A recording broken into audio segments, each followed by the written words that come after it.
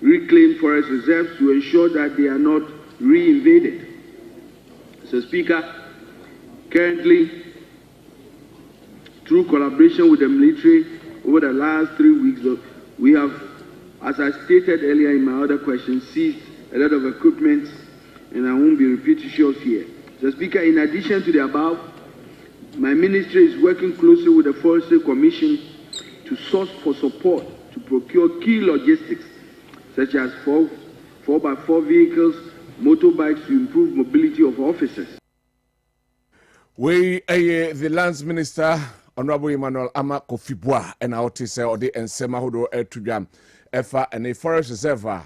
The legal miners no akotrema, a mu enson, homo etimi AGM, and who ensensem and auditory. Yafian Chim, Ashanti region and carrier, a ho and a 2 Chinese citizens, and as Chinese natives, Yachuomo, Ewo Adubira Forest Munra, your name. Or here our Adubera, Eti and Como, and your name residence in Como. I couldn't go to and come to be a course. Jumedia or Moody Krumano, Edi Yao, Efa Omokoya Bakupeaka. Nasabi Adubera has any me Sabi impetuous, inquire woy, Sabi Sajumedia or Moody, Omubura, quiet Mudebia, and Tramso, Mintimin Trouser, Nasabi, Mintram Fitibna. Say madishe for ADL efa choir nanse sabe nkofo bi aboromo a omo say choir nentine se bitwa na momba ebehwe nti no ene me bae na se adwumadi ekoso ho sabe emfata na me bae ebehwe yemeni me miraho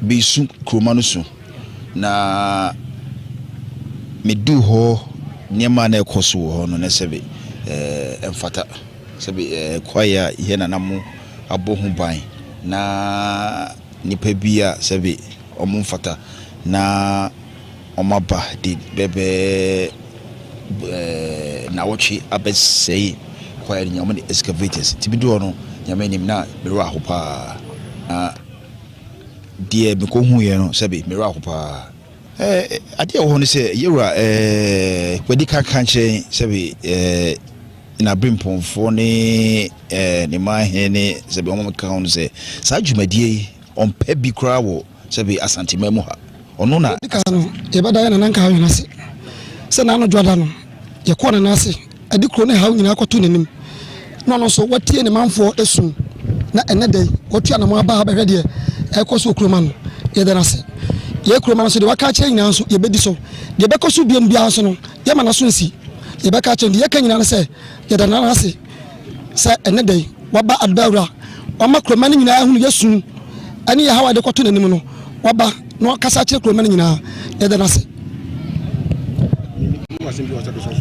kwaya no aye mu na ye didie o mampani ko 4 person fia do nunum ni oba na ba bieye se kroma no ye no ne mfa aduane ne nua na nua nsa nan ampanyampa so ye de wo sia ye oyo ya dafie aduane ya dua nua se bia no mkoya so mahunu enua ya dua a amanfo ekagu eno ne ye hawo pa esansa kwaya no eye kwaya adawa ye na nanom de omumogya aberede ato no ndi je pese ka kire ye mampanyini onabo mampanyini mama ya ginidi se omoyen esansa omudi ni diri se efiabam efi no hwa ana de aba afenso omamugu no so no na na mama kwa mahunu bi omudi atuo ani asekan wo kwa afuam kura na omudi wo kwa afuam kura na dise atuo ye didi bebiew asa wanya kwa ewram tese aban no adubera na enkawe hene ebo modin ekopiem ye kwa homa no so na ye ne Dr. Sadiq Aduchum ono a security analyst yakudi enkomo ede afa range of security issues awo aye Ghana hanum no ye di hunkomo. Doctor, good morning. Good morning. Na anopem ni se nyame adom ho ye. Nyame adom pacha me ho ye na pacha mo so ye. Nyame adom yesi ho ye pa. Oh my Ghana na da ne da nyina ya na eda yakoma so ade bi epese ye dwene ho na ye hwe bebi e wosi ye digina ye na tinumfo ene wo mo hwe man no so no obi a ho ator na ne ho ehare no na trend bi koso menim se mo na se bi mabokui eba aye security ho ensensem a Ekamaya say aban bia ba security mpanyimfo a ewo ho no eya na esisa. Wadaroma expert advice kakra ewo ho ene de hin. Yo, masan adawase na mechia etefo. Yenyan momo ye kremofo ebeka se Ramadan Karim. The woman say ba ade friend say bambo ensem ne sibia ene ne tibia ene ne bobio sane ya na etente no abeni na no say leadership be exercise. You always want to first of all no say their vision aligned to yours. That is one. And the loyalty is very key when it comes to security issues. Okay. Irrespective of Nepal experience and the years of service and all of those things, because of how ye treaty yensem or main excessive partisanship no eroded to every fiber of our institution. Okay. And there are another trust and so that anyhow into war security agencies sometimes very important for you say Obama or carry no and when here na impose a party affiliation one day no we do man away no show the core nature of your duty and responsibility than sometimes your party affiliations. However, there will be so no more or party in sense of and I say within the regime period, yana in favor. So before bar now, as I say,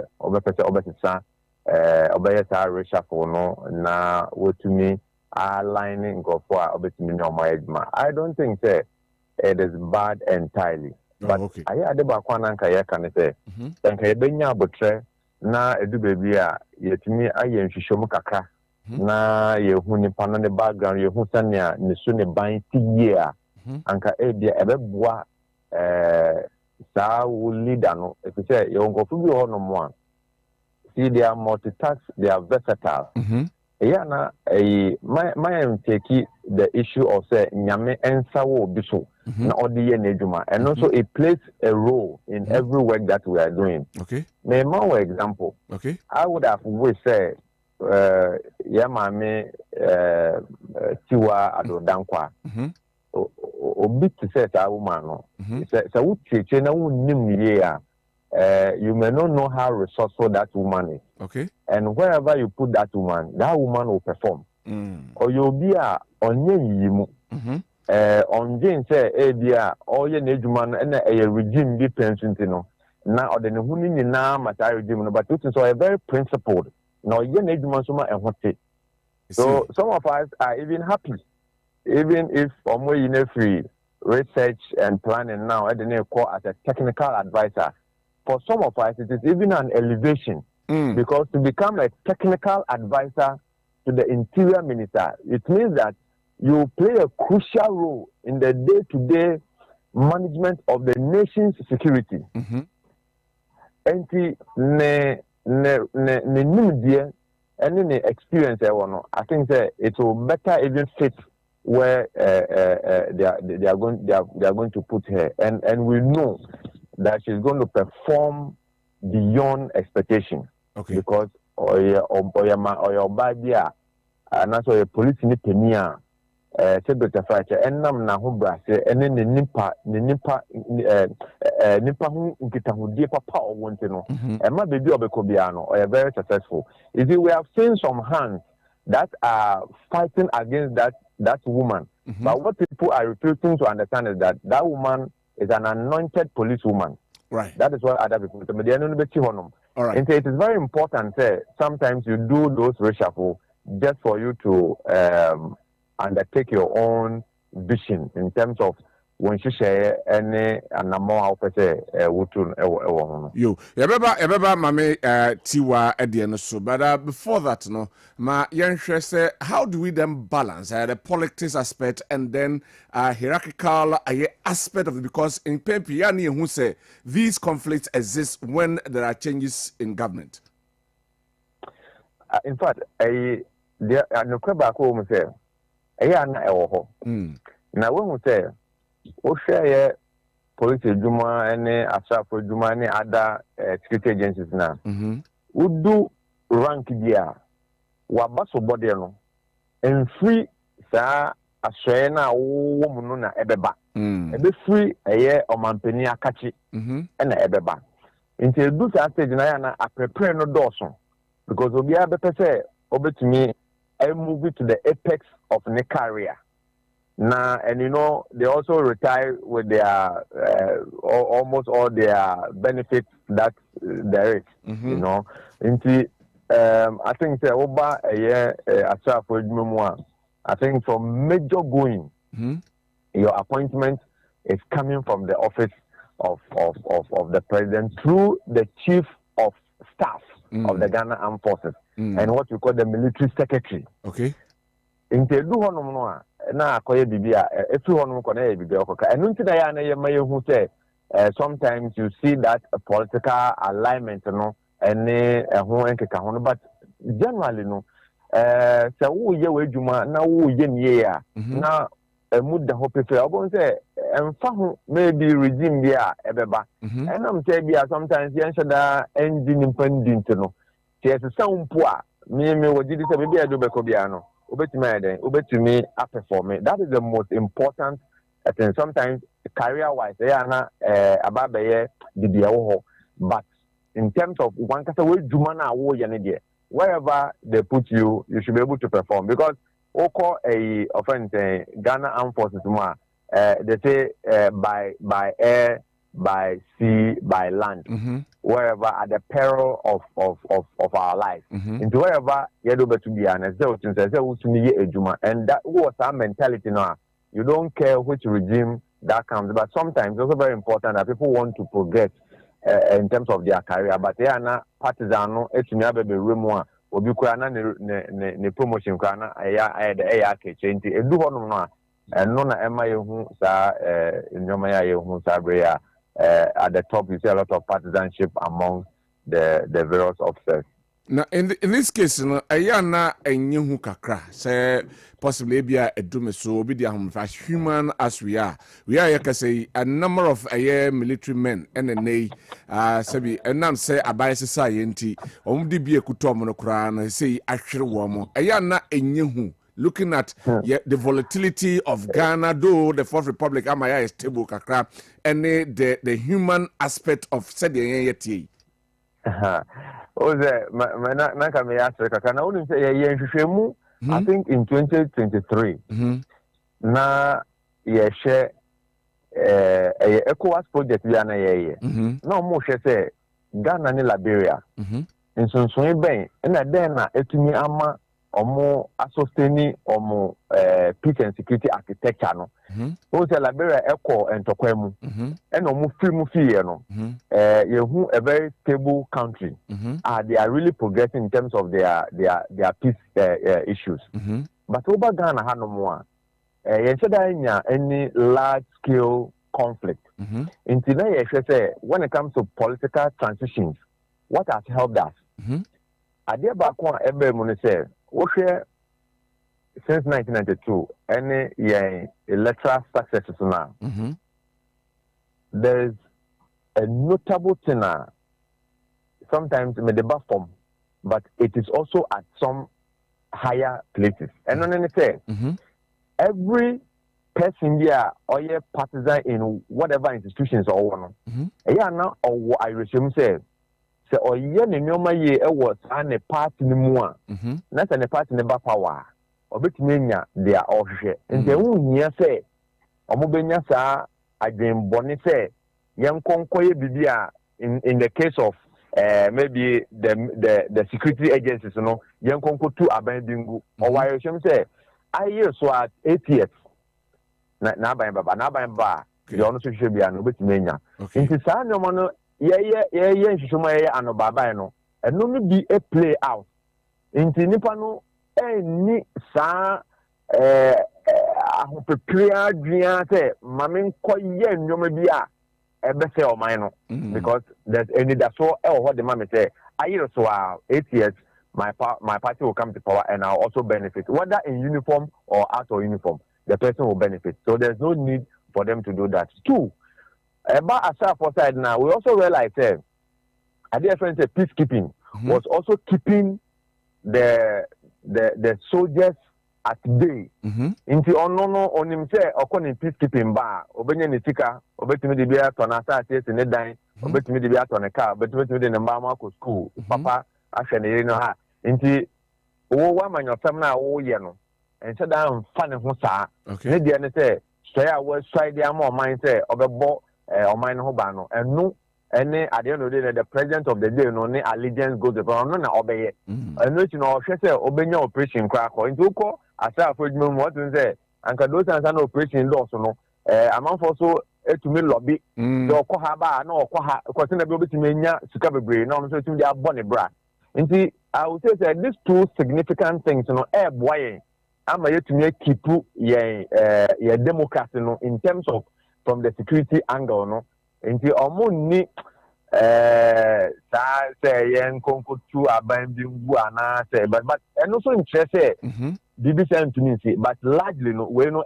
boy nti the ewum say yen say yen ma enyoma ye very transparent but to say promotions nipa no so due to promotional you promote the person even if man appointment bi a wo feel say what extenka what the man on enam say bia ne ideology in terms of ne party who feel say e bi owo no wo no kwa no na say do the promotion you just give the person the promotion and then they need the support for them to go and work for the country and then we can move on so these are some of the dynamics. Okay, right. Mami Musa we on the COP and as I'm fan say my friends is COP so I'm fan former IGP Dr. Kufu Dampare omu announce the COP Christian Teteyohu you know yet said some officers of the national headquarters jubilating over say ye onipafufro abba.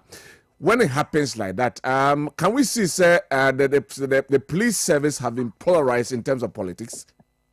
Every institution, we will not leave it at the back of the police service. Okay. Every institution in this country is polarized in terms of politics. I mean, excessive partisan politics is there. Okay. Look, I say in 2012, when you call about to New now in 2013, you call a first electoral court case, you know. It will interest you to know that that time Oko Ejuma and Opana ya so TV na because we need to also monitor. Na o monitor o share senior in some different corners in Yano Ebanoa. Utumi hu obi say we oyen MPP ni we oyen DT ni but obi a ayedin na wate. So sometimes some of this intelligence na ya omo pick no and na ya na affect some of the officers who are very maybe sometimes on the say omo party and another party B. We cannot leave it there. It's only the police maybe omo side and affect it affects everyone in that aspect. Now the second thing I want to talk about in is a relationship. You see within the services no omo welfare hu hia omo tin bibia se oma omo welfare hu di mu a nipa no onfa ho ene dia wo ye o baby dia o professor onja mu nyama obi an so omba ya ma so omo welfare hu hia ho a ebe how one kata wo leadership no within the internal environment that you are operating from. Mema I don't know say bia we videos na me kan idea but mema opanyi bi na ye fe no biekro within the Jeffrey Biekro. Now, before 2015, no, chief of naval staff. And now, I mean, look at it. And now, Omampeni, and the Omampeni also, you're not having no also. And now, Bonnie didn't say, oh, Susano, within the Navy, everybody was sad. Yes. Because Nipano Emma the Asafono Ewefe Ewu to the point say Otsi Barracks Bia what Tamatia Ubetina Mount Central your friend Biako Bar. So we are Asani Kuma Nasa ye transport be a dwaba ebia Temanata Akra Nasa do cost dynamo and they are the banner or bag. Or yen in such a way not a condition in our crowd or dynamo dada. I see. Into such individuals so our leadership is so remarkable say we need to one person in our use ever how. It also means no opening their friend or Commodore Kakra Addison. And I remember in 2011, 2012, thereabout, Ukotama Besa, Ejuma saw Papa year within 6 to 1 year. Now, more Mabetnaso for 4 years, echo, you can't see. But significantly, the man improved the outlook of the place. Do you know what happened to the man? The then chief of naval staff, when you're the baby call, Oba Parida, Njuma, Papa Neyano. They just went into the man's book and they say, Netama, so say, Okofi, when you're 60 years. And so they had to retire the man. And you can see the sadness in the eyes of the people. And this is a man who is working. I don't know who you do na own friend at you because who now benya sa enumnyam no because who now share who say Uber Navy for instance they have two extreme high command, Western Naval Command and Eastern Naval Command. In this Obi honest or yin dumapa, who I would say headquarters are chief of naval staff no. And you know benya isa enumnyam no, but no, the person was removed. At the end, sometimes we need to apply that level of high emotional intelligence in terms of say but a bit more no more. But why no ma kunde obaya ho brase forta ye dia de na ma no ana efi obaba be kire say aha afi de medunti no ma me ye dia e bia e free me party mu eba na no so akwa adi. But mama me yamra aye police changes na bem kakra me concern kakra aye mama tiwa me kase be san abaho na yahwe ye di kan ede ne ko aso bi within 4 hours and your sans sana yedeno eba say a technical advisor to the interior minister. Now obi a oye advisor there say yes she dey because as a interior minister ne pa and of an advice no what will you enye stifle no I never say Obama if I want the theological and the divinity aspect of me to play in this leadership changes now. Me say Mami yatiwa nyaminsa wanaso. Okay. Mami no sanya nisu ne ban ne bobio etino. Bebi ani ho awode ne to a obetumi aka na hye. Why to say kutunsi ana say ekra wo de tunsu ani a wo ka hye nsu ase akra na asan aba. Sa na mami ne say I think say ne technical advisory role no made amano. It will be to the best interest of the interior minister. So, ordinary Ben na obehu insunsanso pa obenya ewone administration mo. Now remember, if you are a minister in Muhammad's government today, your ministerial position is actually not guaranteed even for a year because or can say or the nipa 60 na bu ne minor as ministers, both deputy ni bibia sana why necessary. It means that other nkofo ananka omo eni da so say nka bia ye fani pa be 80 and 90 anka miso benya bi no they are all on standby. Into say who ye aduma na wan ye aduma nie ya the possibility say within the shortest possible you can be reshuffled or you can be removed no, it's very high. Into say when you have somebody she has a grasp and the technicality when it comes to the police work where team if I tell you in terms of funds ultimately every tribute of my Ghana in terms of people who want to invade taxa, it is enormous. It is there for everybody to see. Nen kita hudie a one a foreign intelligence agencies for AD send every on bet me to see in your mother to say anti-money money laundry ano any who na all these things are there. And we are a offense saying welfare director of welfare ukwa njuma eda ho oba akọ IT session njuma ewo ho. In fact, the woman is a phenomenal, fantastic woman when it comes to policing and administration. Our very good human relations, and that is one positive thing about her. It makes her successful. So I don't have any thread of fear. Say she will be sidelined. Okay, it will be in the interest of the Minister of Interior to bring this woman closer to himself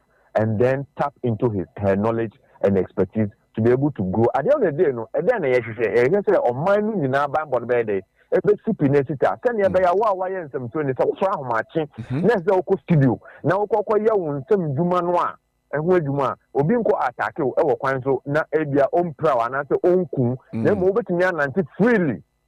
Now, to me, I don't work on, but that is what we are looking for. Until I don't have any fear. And look, we are all going to support this woman. I mean, she's a fantastic woman. Obia in him sanko for my imagine say, person group my mini fee, person say ni din, my ya and fat into any other so ebe fanso. If you say Bible naka and the Quran so aka, or say the anyame and so on and so no. Obibia in one more bit night, or bit me akun etiano. What they need to talk to say Joseph who our Bible me Quran moi, sa no say, what they need to talk to say Daniel, our Bible me Quran moi, sana woman no eti, yamia do moi. All right. My free honafe yemra a year NI before national security for NI before and they ubeti yase ya super obi fee. The latest one is the former governor of Bank of Ghana, Dr. Addison. Yeah, and the security operatives eko honum na omo eko busano and some about 20 of them eko busano send a vote to Hong Kong BM. You hear all these things in line with national security and then the security of the nation as a whole. You see, let me place this one at the back of ethics. We have something we call deontological theory. In Greek word we call it dion, obligation. It is about duty and responsibility, and it has to follow through laws, rules, and regulation, and morality. Okay. And she said, no. So be ye. And I know that. And you can say, we. So be ya, yamfa embra kwan super pepe, na yamfenye. Okay. Say to me, observe this ethical principles are. Ebe boy ama yen kebi memi kebi amembo yetumi ade yetumi ahyemuden. Yeah. That is what I can say about that. Okay. Because enya dia e boy. Nti se beta fight obo say titi ano se obi mpo e bo ne bra na we nya ne bibi na bia na menim bie enti no abendi afa no so bra na be boa me obo ne wie na okwa ahomdi mu a na waba be target na ne mma na busua. All this is not fine for our new development. Enti se ususu se obi a bibia enu tina embra no ho na embra no kwa no ko giwia e kwa be na ya fa so ayede ye na ya fa sa kwan no so na make an say ena no na enye mawo a and then so no enu kwan say wo ye edema obi na chokonkron na kasaka na oji we cannot take chokonkron mienu amaka wasem enfri ya membom enfri ya ken ya ken di hu ensem ya dada agba no ntumi nyi mfri mu if say even the written of the constitutions of the world, all of this is emanated from the various gospels, the way the people were living. And if you read Lamentations, what was Lamentations? What Diana Ehan Kofono and no and Anna Omoka. And out of that, you also have what we call judges. So after so they are all complaining and not say you found to me so you come to judgment. So you say, oh yeah, bet me to her, we bet me to her. Then over and babu someone, you boo them what I say, and you may be on one, say the funnel. All the issues that we see, it is part of our life. And because you know that, that's a newbie. So that we can build a very inclusive, non-polarized environment, unpoisoned environment, because the environment is so poisoned that ordinary persons, me, I mean, because by the time I'm a new business, we because oh yeah, MPP or TPP, but yeah, you small my Ghana, ya small do UN level, ya kwaya ba, yeah, they are a woman, ya beka, yeah, no sono, and also, and I said, yeah, no, ya beka, the engine no sono, and no sebede, and also ya beka. Senabe, you able to me a cabo me at the chair or my no man a tumpo. Mieko Rio Bokwe, na yenhwe the issue ekoso Bokone, the implications, security implications ewo Ghana. So, does it have any threats and has serious implications when it comes to security matters ewo Ghana? It does. It does. Minya Bema, you say eka ehuni anaka enye meboa eka nenti anaka to very good enti se BBAC wo some parts of the northern region ebia wo the extreme south obe wa jinse efa ho because bokon sense na da ye kan no ye hwe no from a multifaceted angle. We are looking at it from economic angle.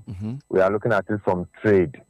If we channel the what we call protective security or hard security angle, we are looking at it from social psychological angle because and they say abemua bi school or secondary school bi was ampotem hono oni sa enigene ewonemu onim de beti the better person can be attacked so ya oba na all school you want kasa kwa obuko and the end to yem so we bi ekodidwa wan sha we ati nti a complex issue ade ya be kan say enyina yensa eda yensa yem say enim say omampani wetu hanamo de bia me kan yewura we de yensa woni o nyame omfa na somdwe konkono omfa nkan ho na ommaw da David nyansa no a odibu ne man no onkoso emfa ma na so boa o man Ghana yen say yewura nso ewo mu bi na me de ba de friends say traditional issues of value, issues of moral issues and how I justify the yemra and ya membo hu some editese in some ba yewu na me say yewu wo me dia nyame ya adom a aso eye bokon sensam na mbom no ye nuanom a omoso omo wasampote mo no asodie kase ewo omoso eno ne say ye betumi amma ye ho kwan na yende ade friends asomdwe aba that we know too complex and sometimes we don't want to delve so much because this time around say them diplomatic preventive approach or more institutionalized. There are some that are engaging people behind the scenes, others are also doing, and then those of us who can also comment, commenting what we are doing now is called peace journalism. Peace journalism. That is what we can do. Say, yes, Samu. Say, we have Begunu, Yahunko for our internet swa. Na nsembia ekeka etumika UBC ho na aka ne ho asemo ha sometimes we never bounce na tani pano na yekunu ni nyina no emma science and some no ano embrace ye to say ano brace say na be omo di omudwa da na meka ye wo hwe issues of livestock trading was na it really add a lot of economic gains into Ghana's GDP in terms of even agricultural growth and on economy. But agree the honeymoon job better now to me the Umboa Kosa and I say we make a bit to me the free the neighboring countries and what that huge market of honeymoon. Then I be able to me the Ghana to fight the Yankasa system class to Atony. Into a show Omoma Ajibro Omomo Ahimfo Omu Omunyan Chafie. Na yesi bibia ni hono mo a yentumi enka anasa tembi no yede sekan na yede kan yenni bibia yefi baaye esi onjumtofo no obon yo se wo gba jeke yefireche anasa ye kwan wa ena yenni bibia yefi baaye na etisen ena aba ne sen enu ntina me ka se ye wura wo mi de ye nyai wa ye se mi se ye beto ye na asumje baba boko. Yabeda Dr. Sadiq Educhum, I know security analyst, for your extensive explanation and then knowledge on the show. We appreciate it so much. Nyame Enshaw and Anope. We Dr. Sadiq Educhum, on your security analyst, a range of security issues in Ghana, and yako ekodi enkomo. And then also a day named Aba Ababua a Jumedianum and so ha. Na Yabako na Yahrebokun and some no crab, you and Baba Cameras not my bow for her. Na ya delve into the issues no ekakram na Yahreho and some. The majority leader in Parliament, Ora Mahama Ayarga, a condemn whatever is going on in Bawku. Say honum a year nimpesia aso. Na wakansem oh yankunin kuti and sama. The Honorable Majority Leader in Parliament, Mahama Ayarga, Adi Etujano, na Yemra.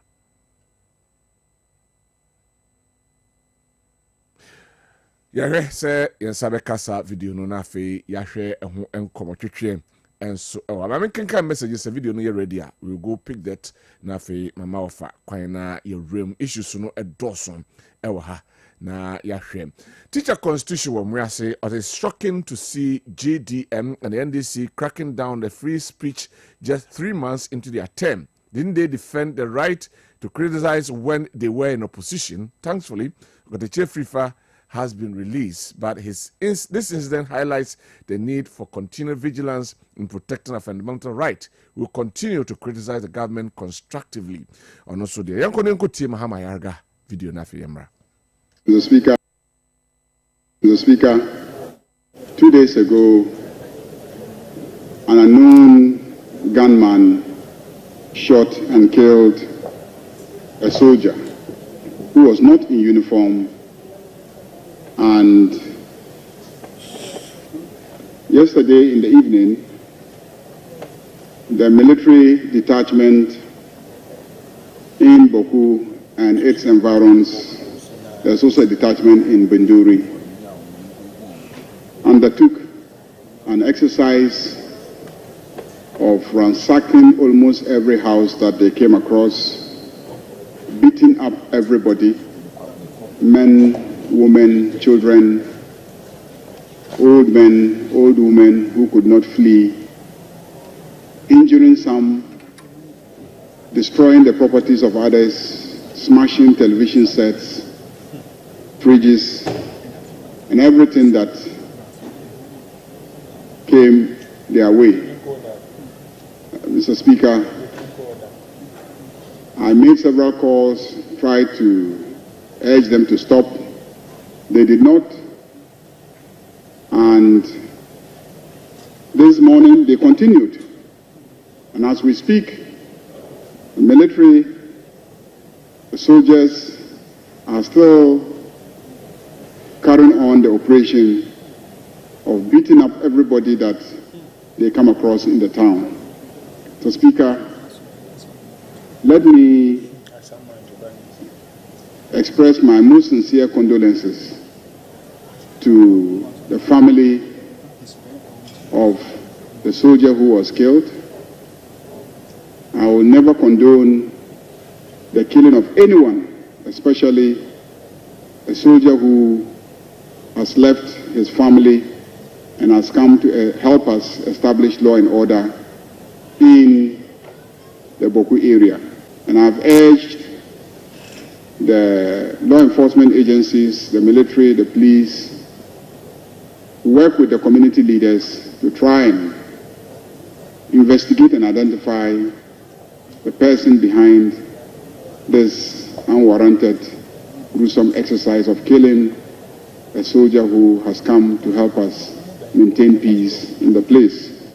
We are the majority leader, Yura Mahama Ayarga, and Otise Ode and Sem Ahudo and Sutuja. So, what do we need or Kessben FM social media handles na? What do we need Facebook, Ubenya live, and Yama Yedi and Komohano also Obetibi. Stay focused and work hard for your future. God bless you, Reverend Kofi Kunto. Okay, ono Ode Abraham. We essay from Asante, the killed the President Mahama must ban all surface mining activity because they demonstrated against it before the elections. Okay, and also from Asante Day. Okay, Maakye and good morning to you. And Wofa Kofiapia. I'm listening from Asante Achibidiem. I'm worried about you people wasting time and strength on NDC activity because Yentubia is still in their character. So I'm pleading with you people to call for investors to come and complete one district, one factory for us. Thanks. Nasa young and investors no swaba. Na omabaye ejumano.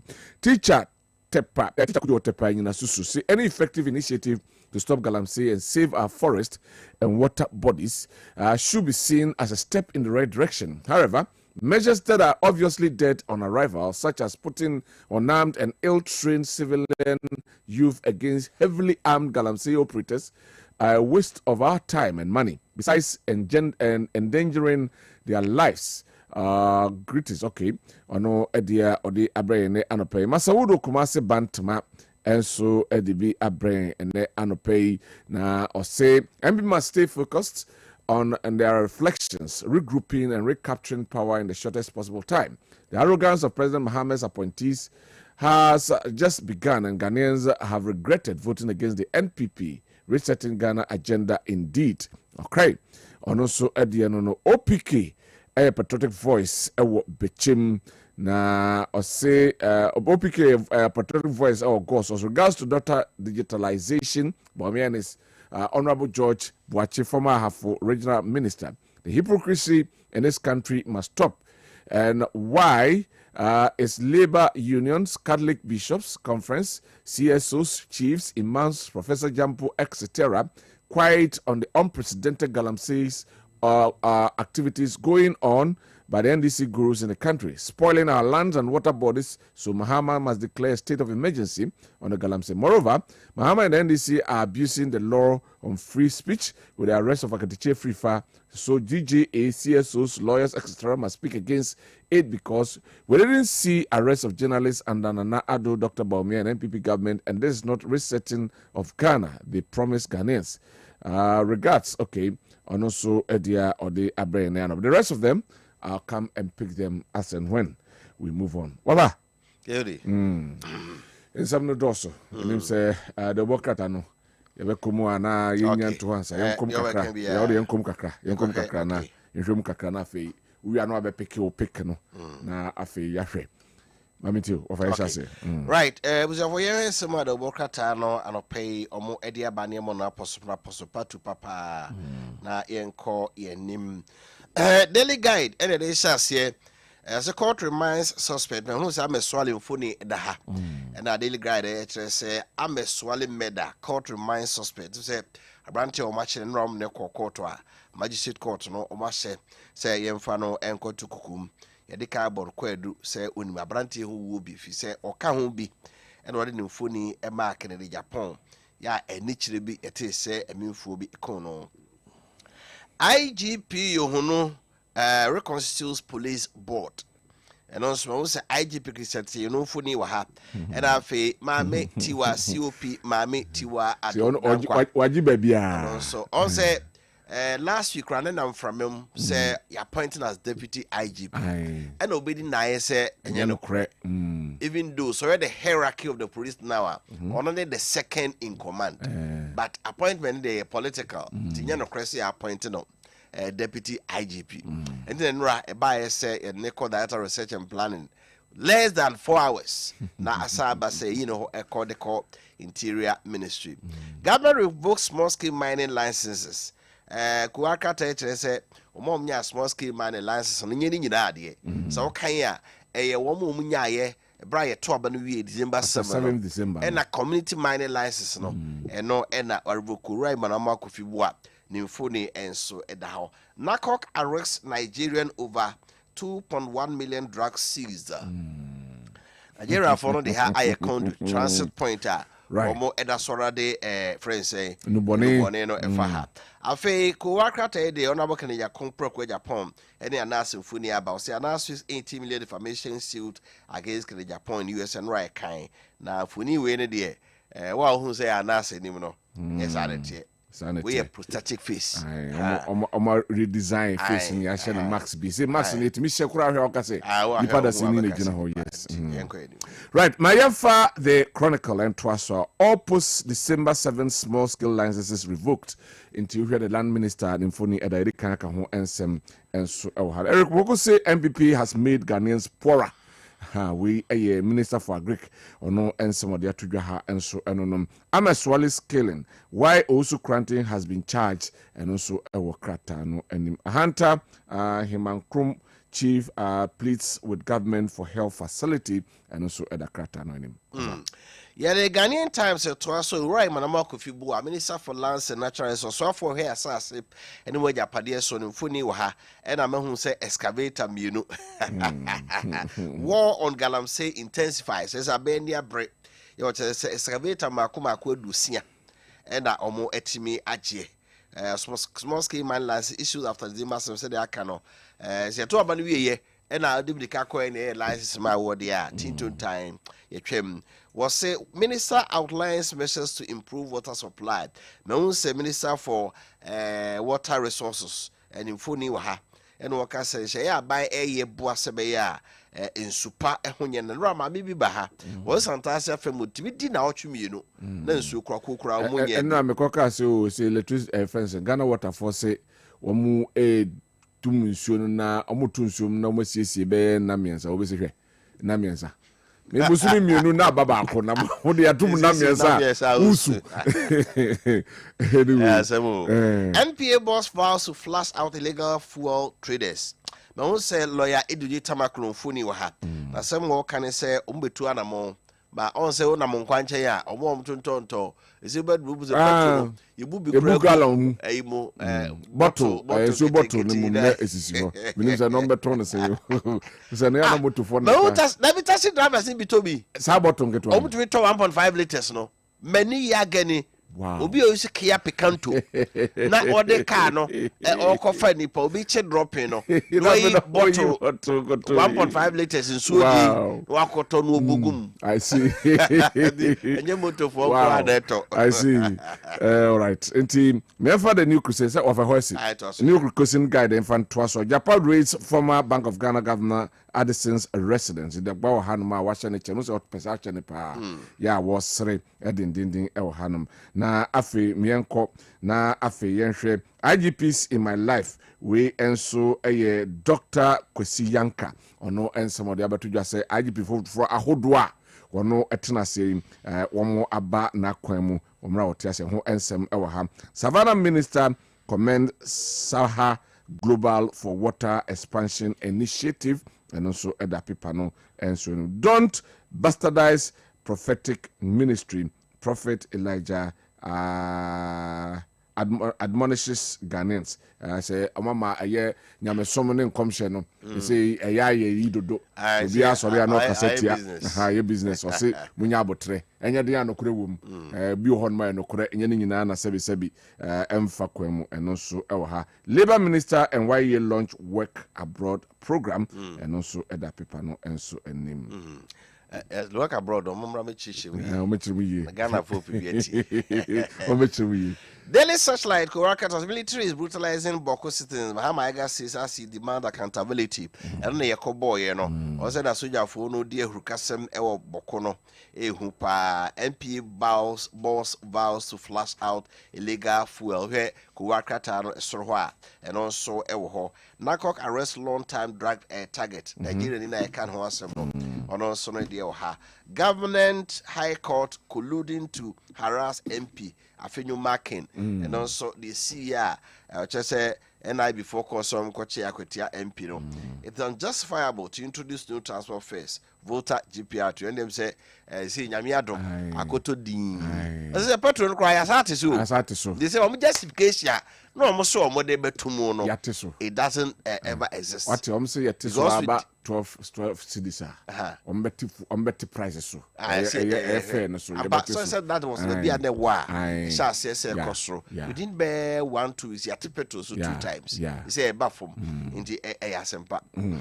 Right. Offer your friend say na afi mame samra ho na mintiu issues ne doso. Minim baby abeka sana honorable Ekuako Frimpong Ebenezer ena afei Kwesi Chei doctor omo aba ofa mamiti and me pick Richie Japa Richie Japa wasem na meka ni enim Richie Japa until say ambulance saga e bae say ono na edi animu boya ye koto ambulance abrega na maya ambulance the bae no na bae che say it was not fit for purpose intimi nya dwuma ntia de bae na MPP abae a omede no ene animana ya no chief director was our Ministry of Health honey atofos in court to idi asem no no high court idi wi no ndi kura nwie na court of appeal bo asem to guye sabre ni hu Richie Japa na abai sisa ye onokwa ya be batan di ho onokwa ya be batan di onokwa ya be batan di ho so owo duty Richie Japa hu say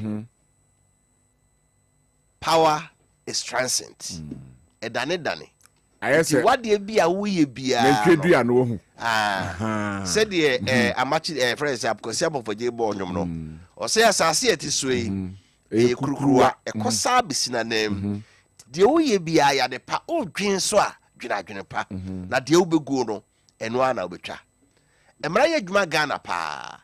I like so far the conduct of the current Attorney General Dominic Ayene. Obi ne nya adwen de because on na ye Attorney na prosecuted cases.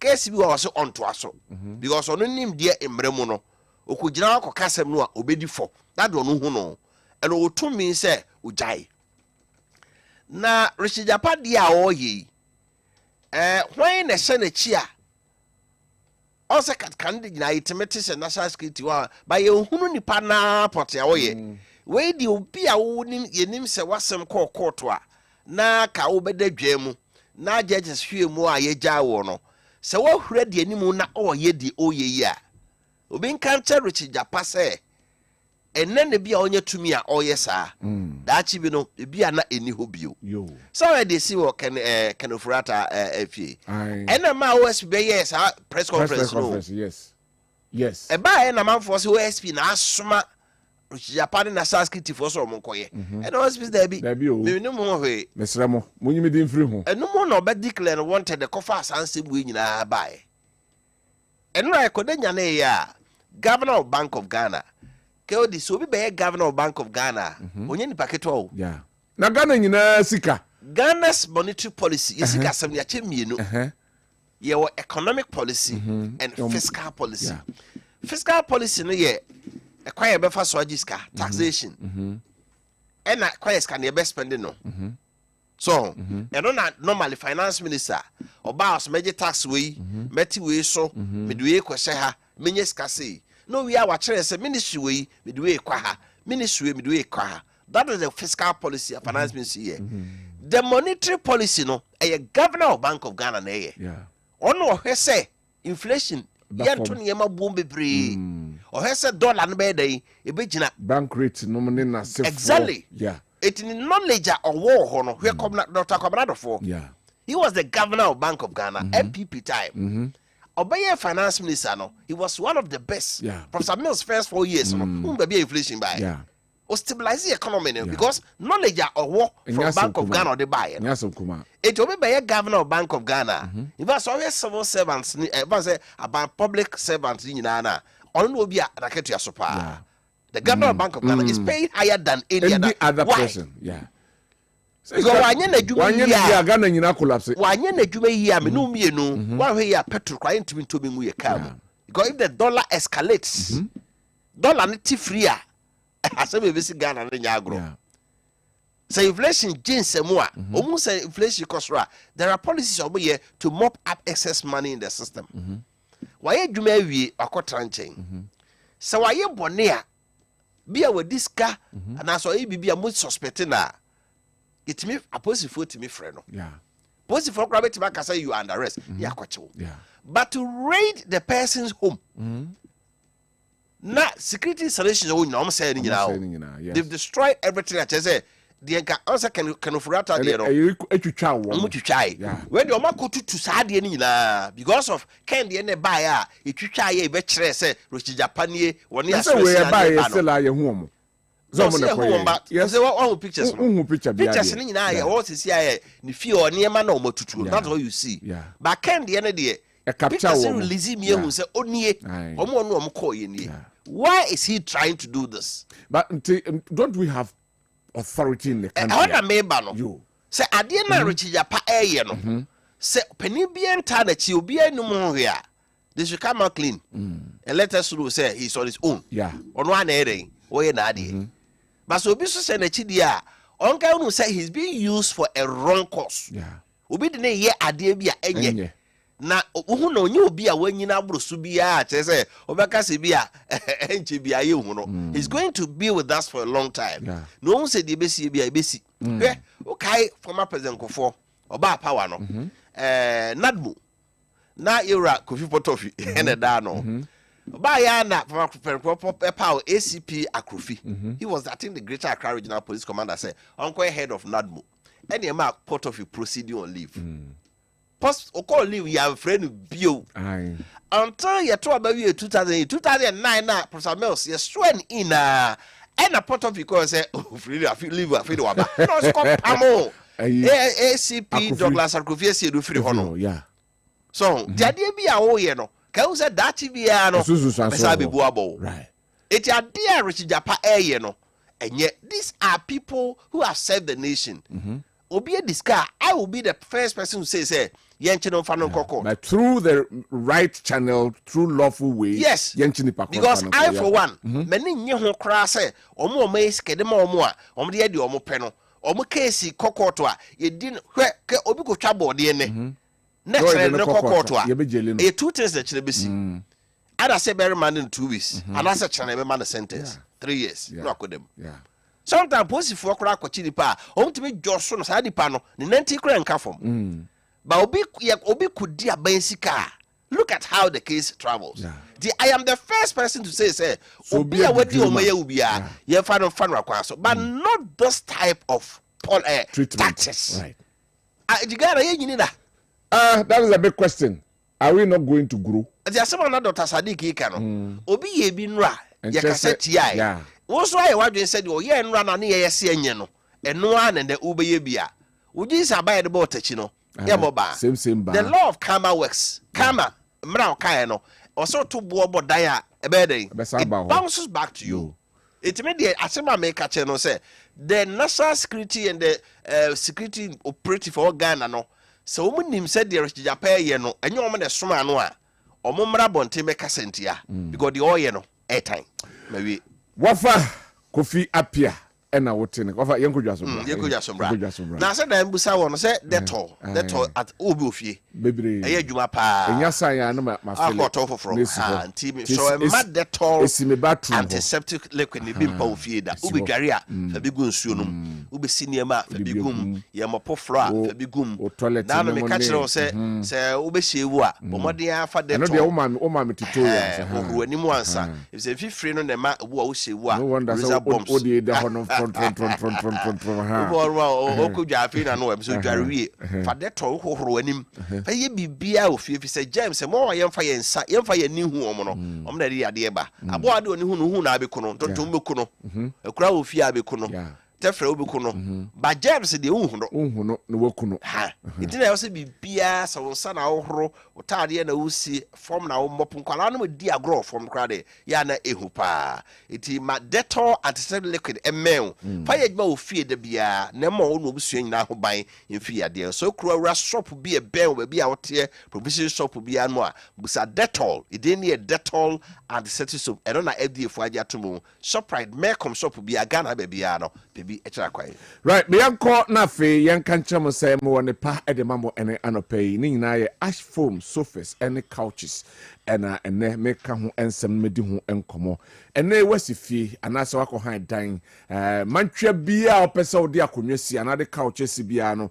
ko eye ash foam for a showroom na koji ebi na afefesi ho na emmo be ma ofie ho no aye fefe design bia kona bia angle bia no ebi ehyo say table say eye bed say eye headboard say eye wardrobe say eye dresses say bedside drawers and then incredible nyina no atwom se ye wo bia ede obia so ne so de enso eho ko showrooms no across the country na afi waafo ani kohwe wodu ani ehwa so we efe aha we wodi shekora we ebeboa aha we me di si bedroom ho ebeboa me hwe kala we no bedroom ho na ebefa atwom se omo ni nyina ebi enso eho nom na obakuma se dia ye showrooms no ebi ewo kumase mo santase afei tafo ahojo SG Mall main office no and afi Melody showroom e wakase and afi any ash foam depot bia ebe obia for ni ekire ho no ope mu chiremu a frɛ 0556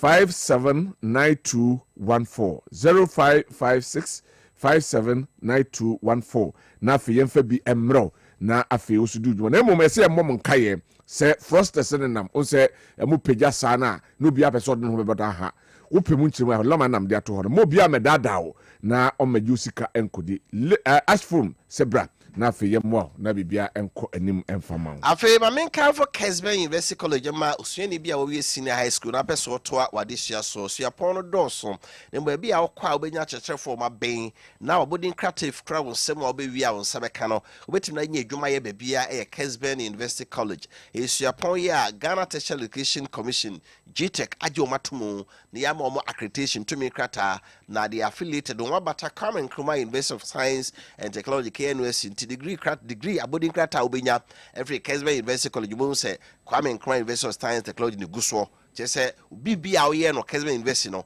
ye de koke NUS emomu gitum ansa na wo wie school no nti ho twapa bibia wo be wie brobiara abotimi anya adwuma ye obi a wie SS ukuta wase na SS ya abodin krata also worth 3 credit passes English core maths integrated science and core subjects no now the elective subject miensa ka ho a free grade A up to D aggregate na ni se 36 bomo de ya bra na ombe fawo afi wo so onye mfie dununum no ehwe so ye mature student uni sa abodi krata e kura oba ene kaneti ne BS uni yi a untumi nko university ne de o ye mature student a ehye ho ma ya so betumi akọ no ato de sua so performance no bi to ewo multi credit savings and loans nkrabata wa Ghana he na krabata du sensen na bi ho afi Kumasi City campus ye be asda house duma Sarah so na Kessben Media Kumasi duma Sira house na afi enkran Kessben Twin Towers Kwame Kumasi ko benya bi ato na koso mo ye no business administration BBA accounting, marketing, human resource management, banking and finance option the OPBA and with my BSc in information and communication studies, computer science entrepreneurship and a Bachelor of Arts in media and communication studies, Associates in Triduma Bra, quality B in politics and international relationship, international relation, after nurse for no BSc in nursing, midwifery in our BSc in logistics, procurement and supply chain management in our Kessben University College yet pay school near person to addition so after so ye admission to make na main campus Kumasi main campus no contacts Lake Road afi Kumasi City campus no so and we do more be as the house and need here no from 050 163 7383 050 163 7383 na 0264 170475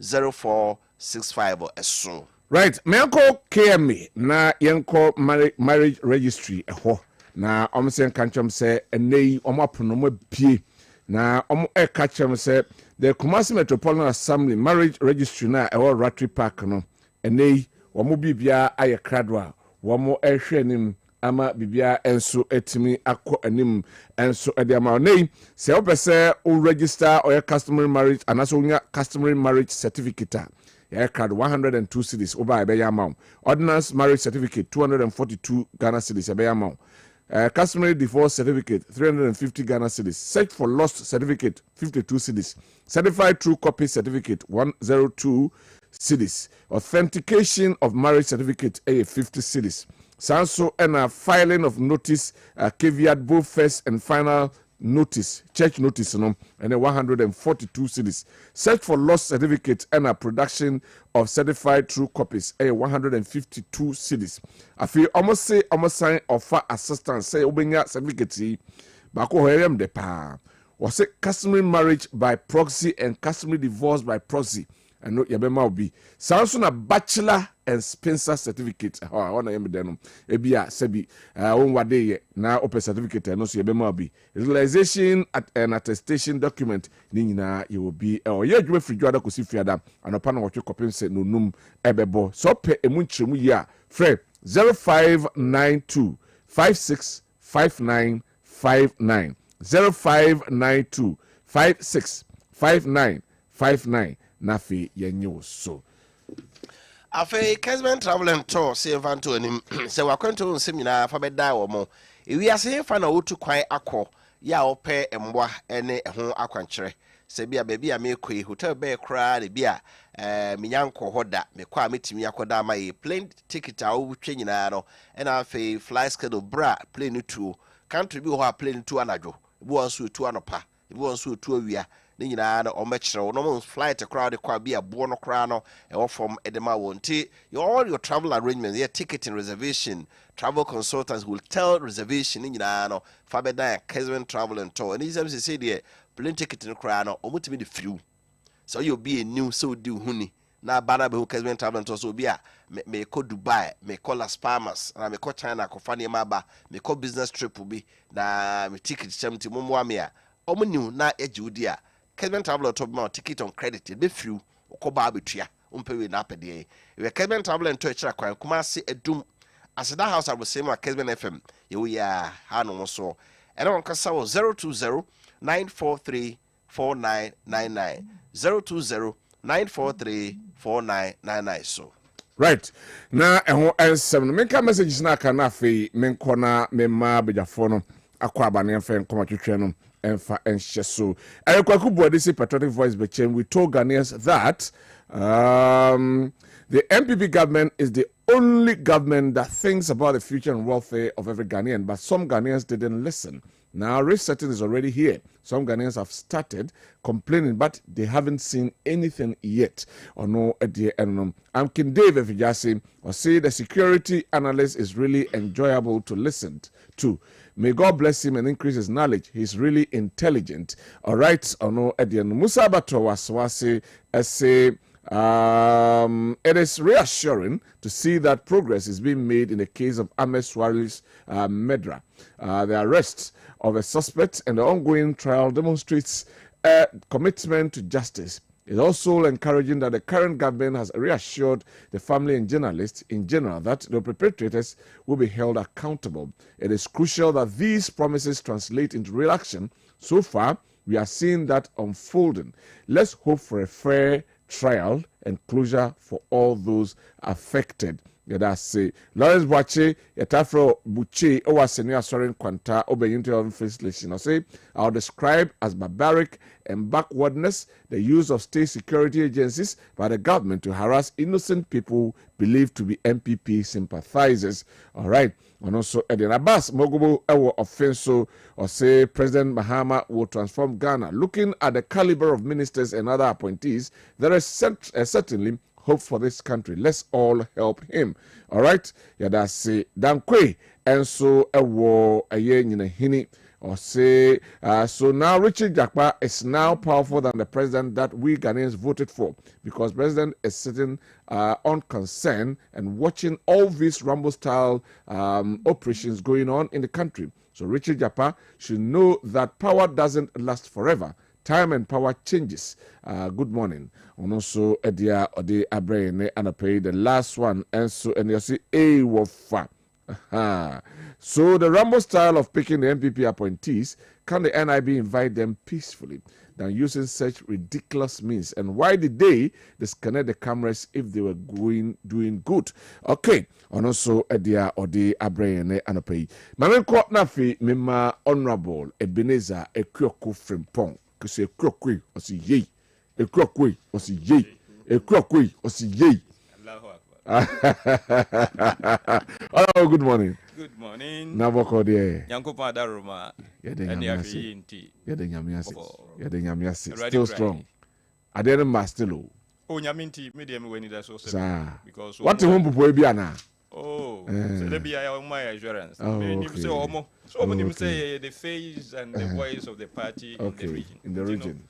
wa anye bibia obi abeka se wona papa braya obre nyina nti o man fi no fi ngo twini na no nkwanto muda wa mo ani tua nti me de me woni da so tama no position ni gina mu kura no aban wo no sela wo position na wo hit hard o ma ene kai o se semwa na oba na kan ni nyina na aye ho me ka ai sumpa o se semwa na wo kan no ni nyina na sa that's right. Yeah, say Dr. Kosichei ono eba beka yensa. Nse sabe ono so enamkwa so hoba. But ye hwe asepa kane. Asepa ede ensema betudwa say politicians yen hwe kwanya ye ka yensem no. Na aya democracy no didi na amanfo wo mu no kakra no enso amfri honum. Eho hia me because say Ghana ye hwe democracy where will you go? Before the 2024 election, there was a survey.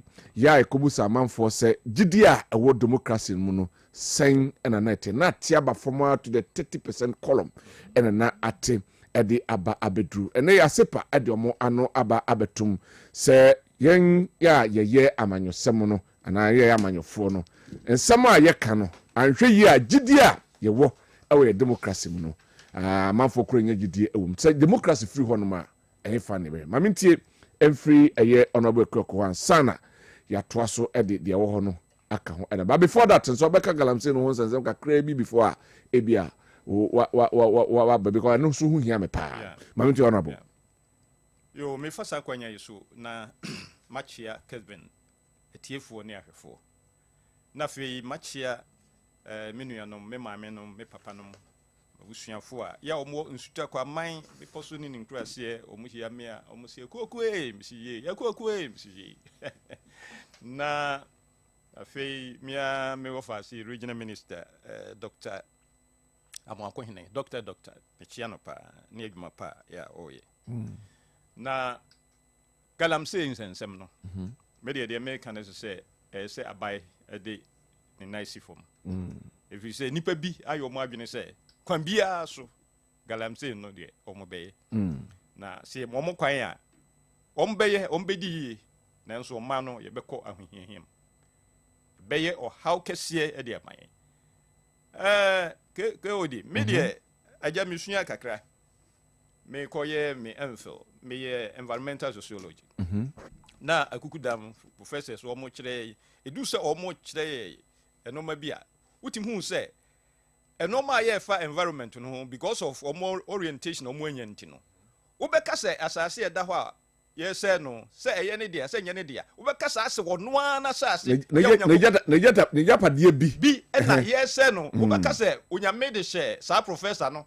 asase no wo de share ne nsa wo se ase waye emotional se na nti so wo kire wade na ewura wo mu a so na mbabie na hu se ya say asase de kaso 75,000 hectares of land ya say no obi say no be say football field Marco 7,500 na what is na ohokura keka wo hwe na se nsuo pa ya enipa nom na yatimi ase no to the extent say nipa mo ho nyina obi antimi num nsuo no bi emmoa ye won nsuo mu nyina akura aso mu nyina ayeden awu na ye ko ne sen ene ye ba ne sen na ye te ho ne aye nhwe ha na enipa no ono de onyane sika wo ye aka so de ne ye sofa na fe wo hwe research aye amanfo ye se enkwada ya obukura 14 years ebi ahase enya fibroid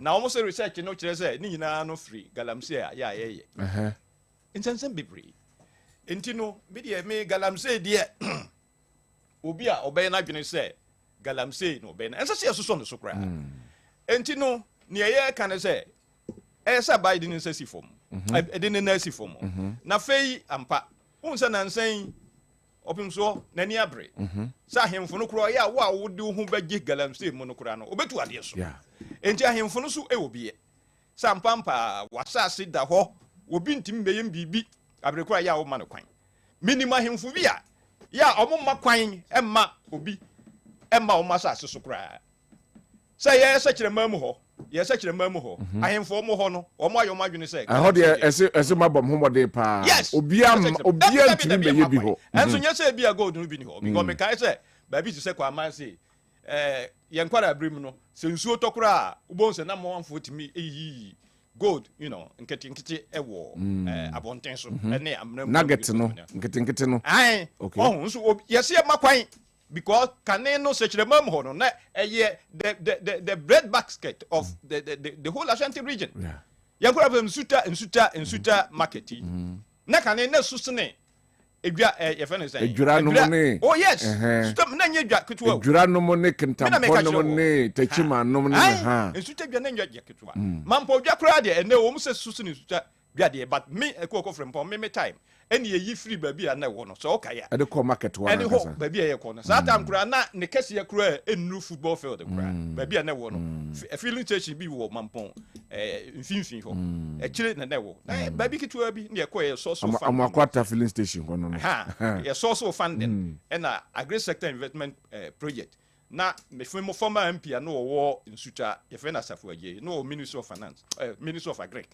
na ayini bato ho ene ye kohun no mo ba ene ye ha hye di eye sa market no na kire ye de World Bank yi eto aso aya yetimi ye entinient na ho embom ye hunu bi pen kan ni se pa ye area ho kwaya na wo ho anya sam kito ne nkurun bebre ye fro ho kwayem ye fro ho brem ye fro enso ye ma kwan ma nipa bi twetwa enua ye wo nyina de shi bidie no ene ho num guye ho ni nyina ana ne sre enti no ye hunu bi pen enti de se kirefo de ye yesi ye mpre na mampon hene na nsen omo kɔ hɔ si da bi asokore hene omo kɔ hɔ o si da bi saa na hemfu ni nyina so gigina mu amigidi se galamse no yebetumi etu ase mesaba ba me kɔ na ma doctor Kwasiche Akwaba doc thank you na bɔkɔ de e de nyame ase galamse ndi de ti ho na afi yaba issue na nkasa galamse de se edisi fo abeje de galamse de o ba se mu kra o ba se etai na me pesa mate se obi mfa ne nansi fo pesa obeti na se de na pesa ote say ya solve problem okay you better say ya solve the problems that's some job me but opposite say because the presidency can stop Galamsey in 2 weeks what I say and some of them can hear the fa ho no to the extent say almost say ya po bia or ya a good no Galamsey chief a president Nanado any MPP for muteti omu party office any omu a omu ya accomplices na omu ko nwura mu ha ma me ntia ma cha obi a that's omu say no we do tell bia uti bia na obusa ho say omu aseda na what I say mama ka che say omu a omu wo nwura no mu de omu ya kitinkiti o na campaigns no won cry enti Nanado wanya dai onkochi wo mu afi wo ka che say but opposition I will fight Galamsey with AI. Also what the AI and I will fight artificial intelligence. Yes. Artificial intelligence no way. Why? Okay. And akoda no mu tichi omu na nse ya ne China fo yi. Anya san akoda kro ya na no ka say abaye tichi omu. Instead no de won ko chi campaigns no. I won cry. Na won tichi omu. Okay. Hypocrisy no. No kwa na ya na ye me problem. I see. And this bibi obi apese o ka bi obi tibi aka. All right. But come to think of it. Na say ne afi no be ka say ene ya ba hwehwem ene ya kope committee bi ena obi amfa ne nansi for be bia because obo aye ma yes obo problem na enke na ho adwo ne ne za afi no wakoze sa junkies bi se wo mu na nkohwe wo mu ko fight Galamsey junkies mo oh yes another wo ni na wo hwe nkoda iwe pa wo se aje ma adwuma no mu koye yesi wo mu ko tete nwura mu ho wo mu se obi tu aya obi tu Galamsey na no makoka che soja for aba okay what you say wait is o be keka we nyina wie na se na mo se aba be ka che se gold no afina wo ba be che se o se obi aba na o se obi aba na yeko wa bra mo nim ade amokae you know what you said okay it dey be bio and you train and I just can't think far. Anyway. Oh, now we check the omu kika ye. Sam George nom, ofozu kwachi nom. Say you pe nipa ogina mu a. O si wo ye den, o ye complicit. Ya ka so be ye complicit. Okay. O ye den. Accomplice and I accomplice it. he's complicit in that affair. Okay. Not just okay. Wow. Okay. Yeah. Nanado and what tree and I go for two. And yeah, the answer na any who say NDC chairman to me could post with the name. Sadly, now background says I told Oka. Now me I'm aboard the Jack. Or feeling. Total flop. The only now Samum. And they also claim about 7 out of the 9 forest area. Sorry, Zephyr. Look at that. Look at that. I was saying I say forest ning na 44. Na a moon corner there. It has been taken over by armed gangs. Na over catch was it. Say over there. Anyway. It was not there were fairly a start now. All right. And now share immigration be yeah. Yeah, was saying could there be a question could there be tax force look at that. Anyway. Anyway. So mu contract no ma hwe say obi tua anadwa. No matter who. And ya two nya bebo. What be that? No, anyway. Say over fan koda no 4,000. No what you obi aka 20,000, 2,000 a month. Why is it can odi tua? Asa mo ye djuma magana. Oye djuma ben no mu koye. Omo kotinsu, omo kotinsu ni. Omo kotinsu ni mo anaso omo kotinsu. Omo ti ensu ni. Omo da bi me pacho. Excavators no mo di kotim. Anase omo kotite ho. Osi ye training omo. No ma ye. Na ensu na eni aye dobi no. Omo timi atieni. Ama no emu ada ho. Through what means? I will say through technology and chemical way. Anyway. 216 hectares of land. Galamsey for Akoseno, our Dominion forest. It doesn't mean or say one area so about 75,000 football pitches. And Uncle Fonako. At a excavators. Ne guwa na ye adwuma baby ba ko na bro 20 say na MPP fo ne ho enti nya MPP fo na etu anamba first obi a wotu bibia ye MPP ni enti ene obi bia wo se obi ano thank you very much omu nko ye de yanze yesu na ni ate mate say do water crisis water leak do kwa enti and this is for na juma no be ma ye ni bi no. All right. But I say my trust na fe yenhwe asepa for N7 no say any politicians kasa mo ka no you here democracy no de kutamu no kura no gidi ewom no ye be free honum we a national issue to me because as a Ghana elusu democracy where will we turn our attention to kabimamen kabi se gidi enimu a yehu esunsunsun aso kakra in the 2024 election because nipa dodo a register say was nkomo to aba e wo Ghana hanom no aba be 60% pe na etimi ya omokoko to aba ema yedi omampani obehwe na MP4 ka say nipa be over 2 million omo anko to aba ohwe na chese nipa to aba no oba be 7 million emua na womo entimi anko to aba yelusu democracy na where will we go honorable Ekwoko Frimpong mamensa say emfen free ho yo ansa na meko asepa for no de no so no mamenye just 1 minute comment be about Galamsey no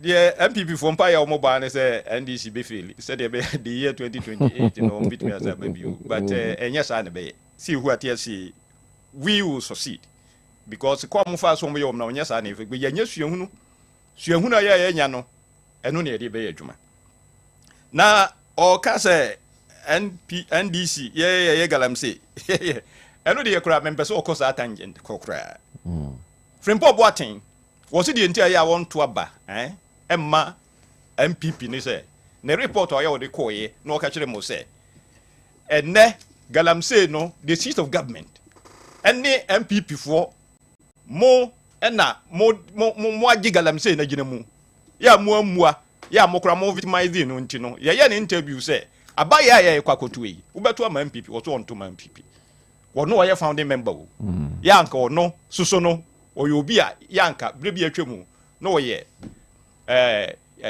what opeso oye forerunner what do you call it flag bearer of the party and you said now we na be kaka we me na me pese be ko sa tangent na me ka say ade no de ye nhwe say be ko so politicians no bi afeli ye fa de sa say polarization na say da fe ne yaba obi afi da bi obi afi afe na yaba na hoda dansa na NPP for ne ba na afe na yaba ya adwuma no na hoda say NPP for omo nyo omo adwene say ena ni kina ya no NDC ye ba be feli o ye nya su ehunu okay na wɔn funso entum wɔn sinto entum na fe wɔn nsa Ghana for say ya nye ni yie nti na mto abati ya anyway na ye nhwe say ye de ye be ni yie na mo na mo nye emra no mo de mra mai li 2462 say ye nkonko ye ayigalam say ana say ye nkotu go ewo forest ye ba ye ntwam ye ba ye twam aye mra ya nye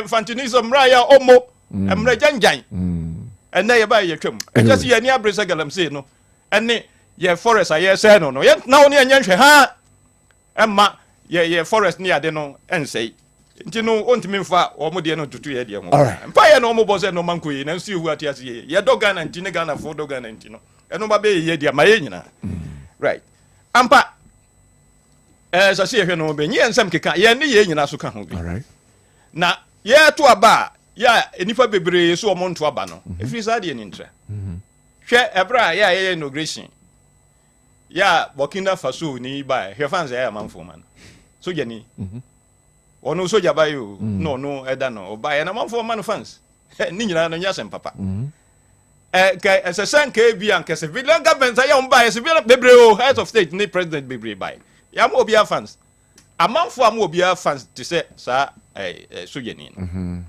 na so ya bai de Argentina esese enipa asede enipa ani eje ho sa ye koto aba enipa bebre enkanka mrante ne mabawa o se mento now Argentina want to enkanka wo mo a ya wo university NDC abai bre so wotna wa anya dwuma MPP abai bre so aba betna wa abai no kwa wie wanya dwuma uso nkonkoto aba okoto aba de in fact the greatest need ade ye hia ne pa ene se se onya adwuma ye se de be ya ne nsa be kona no what now sir NDC bresu wanya MPP bresu wanya okoto aba no oto aba ye okay obi ti na kura ase ensuo besia ba ene opa no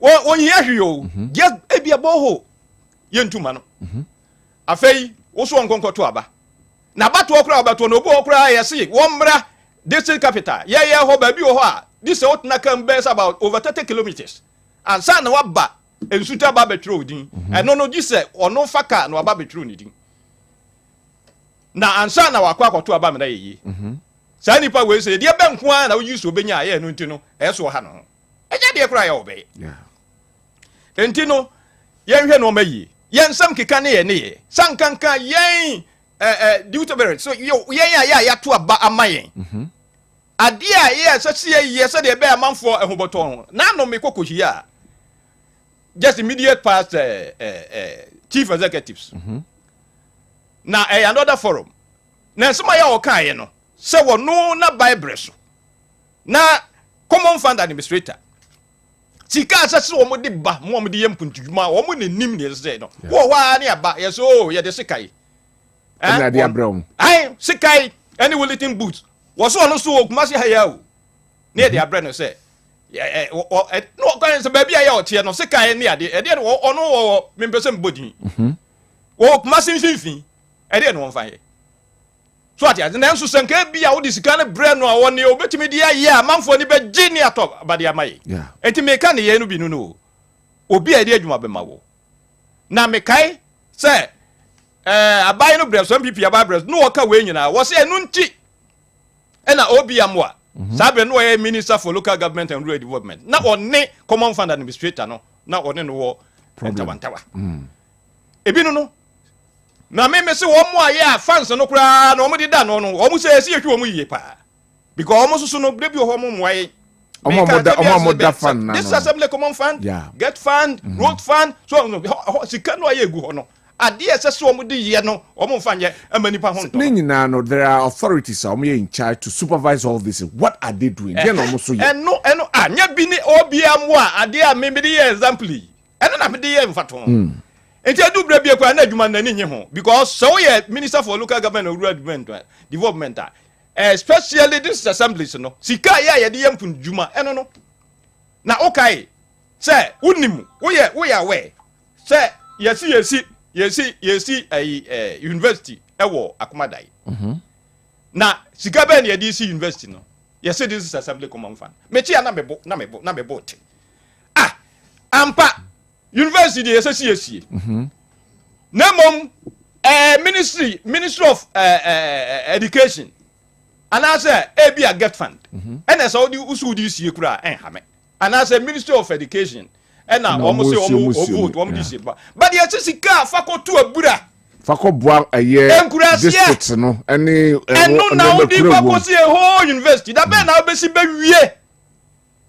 wodi sika be say a whole university be wie and stand na kura se ni wanyansu ano oh I know that they duru no because enkwada yeah school mo nkurase enkwada because kuro bia ni ho this capital bia ni Ghana ha ke odi uchi yeme regional capital bia ni Ghana ha yeah obekọ no enkwada ebutubutu form na omotwero this enkurase na sika no faton konwa egu nkwada school da mu a wo se mi di Kosi University na kwa no da be no obe wi elementary school be ko secondary school ya university na ya husi no betimi aba hobi sa no ma we nyina nti e ma nipa ni democracy no enipa bi adwene o mo se emfaso ni so na so nya sa na se ba enti ni nyina na ne ye ne na fe kasa ya nipa be kasa bi be gina radio so obi be gina TV so sabe e bia o post nti asema ya obeka kire nipa no na ne mbokro eche na se wo ba se otinyankopon soro otinyame soro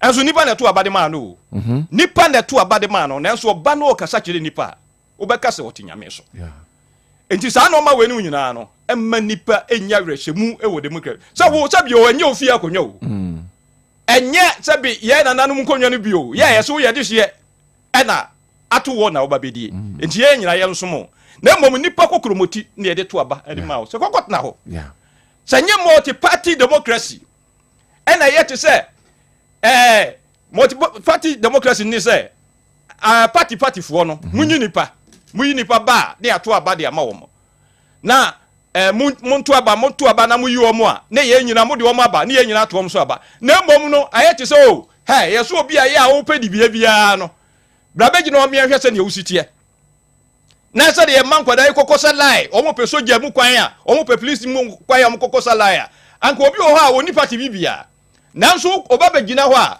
ni nimdie eni sabe ni nyansa ya owo eni sabe se adwuma mu anasa nguma sua mu nimdie ya owo no ko bia behu se anka sa nipa we na se ye de di bia be ti se bia mampani anasa minister anasa bibia ti sa ye de ma no nanso ka bi ma minka bia amamu a ya ye nyina ye sua brofunti eni so party fo no se mo ye primaries na mo yi nipa ya mba yi no ena nipa nyina abeto abama no am wa baye mampani ana so be se ana obeye se ke odi de make no to it was pa multi party democracy ni ye follow abrofo no de ndi yesua na se oba na de se wo ye wa anye na se wo ma nipa no ho kire won wo ma nipa ni di abobo de be ba ne se democracy no gidi owo mu no ebeko all right affair say do see to abakro obeka so about to aba no kra ne ba sa so a very dangerous. What will we lose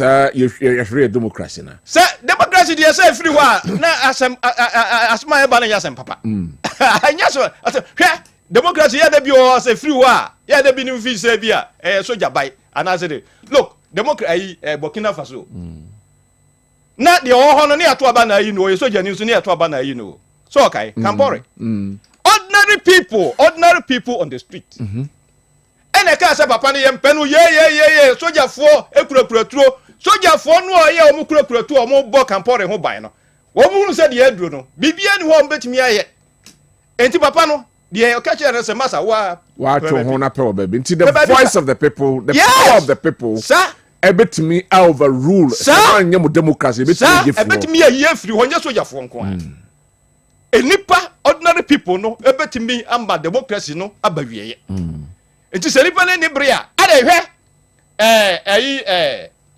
Arab Spring the sisi wa Arab countries no so nim ordinary person Tunisia ena ne ho kyere no a o gina ba bia ya o ton no ma bi ra feed no but ye gusu si ensa beka odi ko si wo ni aba bayi odi ko si wo ni wo ba bayi se de be ya ne yene ne ma etiamra se obesoan se de Ghana yeso so ne nam kwa ho tonton no nti enu bi eno koye ya aban ne ka se da bi enye ne sa no si na miss mede ne badidi ti se bia omo titi kan okay de be ya na se me ne me kura me hye me ho kura serve demolition and what they petrol gun no wo hye no enu ani yo enu ani hwe de kokoduru ye amai be say enuma na sensia efri Tunisia na kwa Egypt efri Egypt na kwa he sa amai ekosi se Libya obi ti se Gaddafi kura no eto no nipa ba ko pe tuwa hu de etimi de ba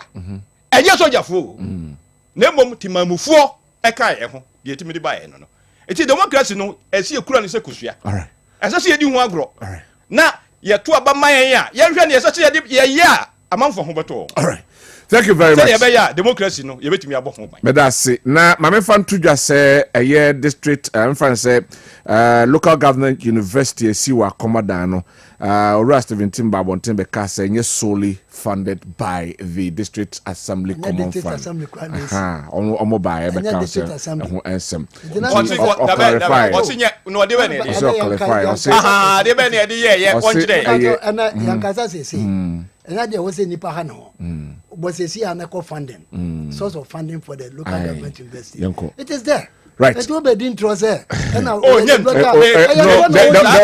statement that came that no be clarify. Yes. I will tell you.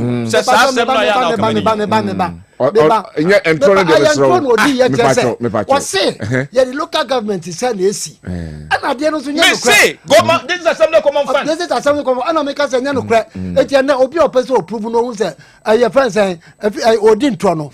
On cases here, on me, no one the funding for local government university. Say, this is a assembly common funder. Oh, I can't cry. I can't say no.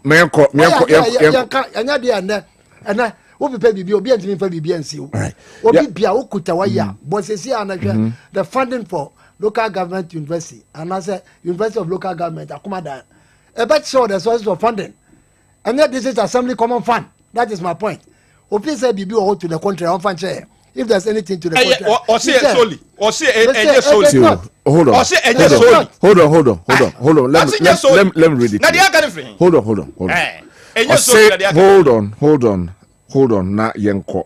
Stephen Ntim categorically dismissed the rumors stating, I want to assure the public that the funds for the construction of the local government university at Akomadan have been solely derived from the District Assembly Common Fund under the administrator Natoshe Ado Lati. I therefore urge individuals spreading false information to cease doing so and instead focus on supporting initiatives that aim to uplift our community and provide better educational opportunities for our youth.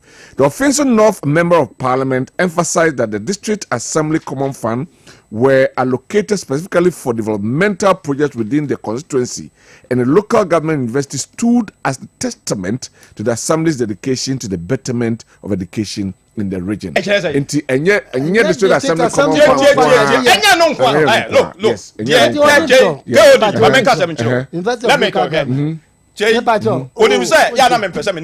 Because of the way I am kasa. But because the I'll come back. Because I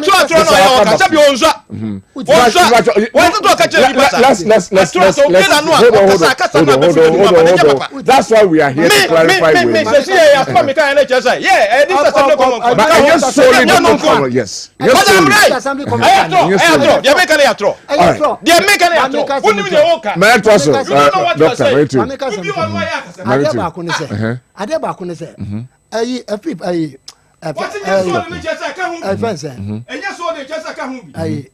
Honorable Kroko. Otimi kasa said you pro. But who be one? What you know? And you're fully true. And you're fully true. Yes. And you're fully true. What was the statement said or say? Data assembly ska ACC university. Na ya fanya sika. Anya sika. Okata nya da ka hu bia anya sika. Nya no a. Aja me pacho yanko yanko doctor yanko sanya tro basama kan wo ha say enye wholly true. That is not it. And just say e true completely. Anya tro. Just say this system na common fan enim. Ebi wo. E wo mu dia say anya tro. Yanko so. O static figure want. Yanko. O say amount for this passes are rumors na pa mountain say. It is correct. Yanko. Me da say pa it ya no. After to me no. Me did say ye nyina no ye wo ha say. Ye nyina ye wo ha ene hu ene ma ye koso wo kuma say. What I say? Omo a wo mu beka district assembly common fan no say mo beka. Omo mpese omu ka bibi o mpese omu ka bia o beka. But come to think of it. Aban ye adwuma. Na sa aban ne pese o ye na adwuma na onya the source of funding ne ade ade. O ye wrong ana. Debbie. Enti what is the deal? What is the deal? Oh, say ade na afono wo mu. Ana adwuma no mu hu so. Enti say ya no beba be kasa. Ana wan ye say, ana na do ko ye no ye say, ana wan ye say, ana no beba be trans no makeka. What I say? Democracy na ye kakra no mo nti ase. Omo nti ase. Yo basa nko an no ti kroma. Ye to abewie ye from day one. What is say one sorry kra betra ha akondem de on nkofo ne ye no. What be? And this is panyi ben and was so ya condemn. Say continuous violence. Ya she police station, ya she EC office, ya tutu ya prepare nipa. What was so nyama we so? We are not over preach a democracy. When we preach a democracy. A clear case of the pot calling the kettle black. But let's look at democracy in general. Maybe a chrome. Maybe democracy will be anti say no. Yeah, part of the deal that this will be an usa. And the be a sign we won't be. What I say? So Burkina Faso ban business on so and was so. What I say? Democracy no aba. I can afford you to say no near the Bayajuma. Yeah.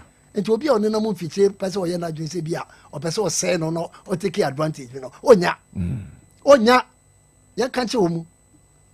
And when I know me didn't know more, and not so baby uncle Pierre, Governor of Bank of Ghana fee. Say who said CCTV cameras in the Betra community. We are sending in our to the Nyama. And then I see vote is in the fee. So vote, what vote. But the son of this Kabama will be a tear about here. Ah? Sefu kakaka na ye de bank e de sikafu bank no o se e bi se ne fie nti Japan soldier for be 20 akọ say you correction the vote democracy ni when you find democracy say akofo in na person say democracy o na person mo destroy democracy what I say ofura tani ho what twitio person alodu asa de awura ne fie awura ne dem when you find democracy muna mo pese mo say no muna mabo mo tim pese mo be say democracy na wo ba obi ama mo kwan emra na de adwuma enti wo so mo even at parliament kura mo ti wa mo fi say yo na de no na de ti wo enti look at them obi kasa ye ne kasa so be a constructive debate and na o mo kasa budget ba ye kura o mo timi debate or parliament they can't talk about it. What I say? It's democracy. No, so they ain't get him say the money they do. Free and Sunday. But Nana Akufo-Addo, there was that a year research by a cast and Mebunity too have lost confidence in democracy because a near ma inti omukotuaba koto sante kotuaba eyi omampenino sane ma no wo mu enhunu adwuma atwa pe said the politicians kasa ekira manfo omnyuma omoye ni nyina ka obi na masane ma mo politicians no odi na ebetimi ayo ndc vonko na yesa ndc vonko yes ndc vonko na be because no pray ni unse abibia no mu kasa omo se amabu ni padwuma adwuma ben se nipa no wanko under training bia adwuma ben no be omo so school no de omo pro se nkoda pa be ko school nya ko sua de andi se achi wade no omo mpe ndc vonko omo mpe How do you justify this? Everyone justify we. Manakasaka. Say omo school. For and is in there. Omo mun na mo ba bi keke. Ana MPP for ya lawyer for. ono akasa na num to me pa cho say o to aso ba what I say ono na keka what I say enti no o mu pe de me ka cho ne say o ka so ba ma koda adwuma o me pa cho ntie me pa cho ntie me pa cho ala me so yan to aso de me ka ne say akoda no go through training na obo benya adwuma papa ye IE TVET, technical vocational institutions. TVET ahoro aban yi buy ye training kodano in skills. Say bi no kra na ko na wo mu ko regine so ko ye world na ade. A wo mu diska big time. Etimi say wo mu timi ko amanada ayi so ko ye adwuma. What I say? Still benders a papa, wo mu ye upholstery, wo mu ye fashion, wo mu ye ICT. Sa ayi STEM no ne a friend say TVET no. And no na build the foundation na man koda na nya adwuma ye na wo ye frɛ carpenter ni a won ka ho ye frɛ tailor won ka ho ye frɛ mason a won ka ho ye frɛ blacksmith a won ka ho ye frɛ seaman a won ka ho adwuma be na pese oye adwuma be na pese oye ke odi ka che me what job do you want to do and this says wo mo be boa na timi training koda no wo mo de no ne se ye be fa koda no na de wo makogu kwayem mo nkogu kwayenum na mo ntetete se panyimu bi obi ba no oye galanse anadwona no ma be ka tia soja fo ne yeko wo ye adwuma ya chenkoda wo ye adwuma ya chenkola please o mu pe se e betimi ama koda na hu ne nsa no me nya ban adwuma da me nya ban wow adwuma na oyo yes ana na me ko school wie ya me sa yes me ye fashion me ba wo wie o pharmacy na be se be pamade benyansa no adwuma yes ana me ko ye program was Sweden no mo ni se me pamade me brother bi jeans ana ase ne tie na so se no so enti me ho no mo machine bi na me ye ma no ko adwuma mu akwa o say me visitor no na ye ma me say da na nwumra ni dey say ko hu say jeans akakaka bi o kwa sa boom no de abane atrima ma no enti sa nwumra no na ye ki ana mo so mo pese mo che mo koda no enti san koda we I would do Mukogu Kwayumi. About 2,000 of them, no. Omu future way. Tell me. Omu future way. In this case, then a bit in ya. That democracy, a bit me. Amano a baby was here. A baby was here, whereby Uncle and any better home. Nothing almost fear be on bay.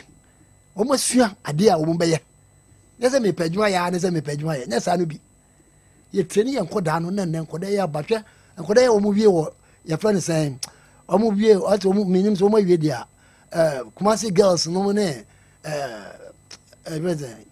if you could be no money, I didn't know say the drones near the Omuye. She said, Mark Kodano, Omu future, no iodine, a general naso.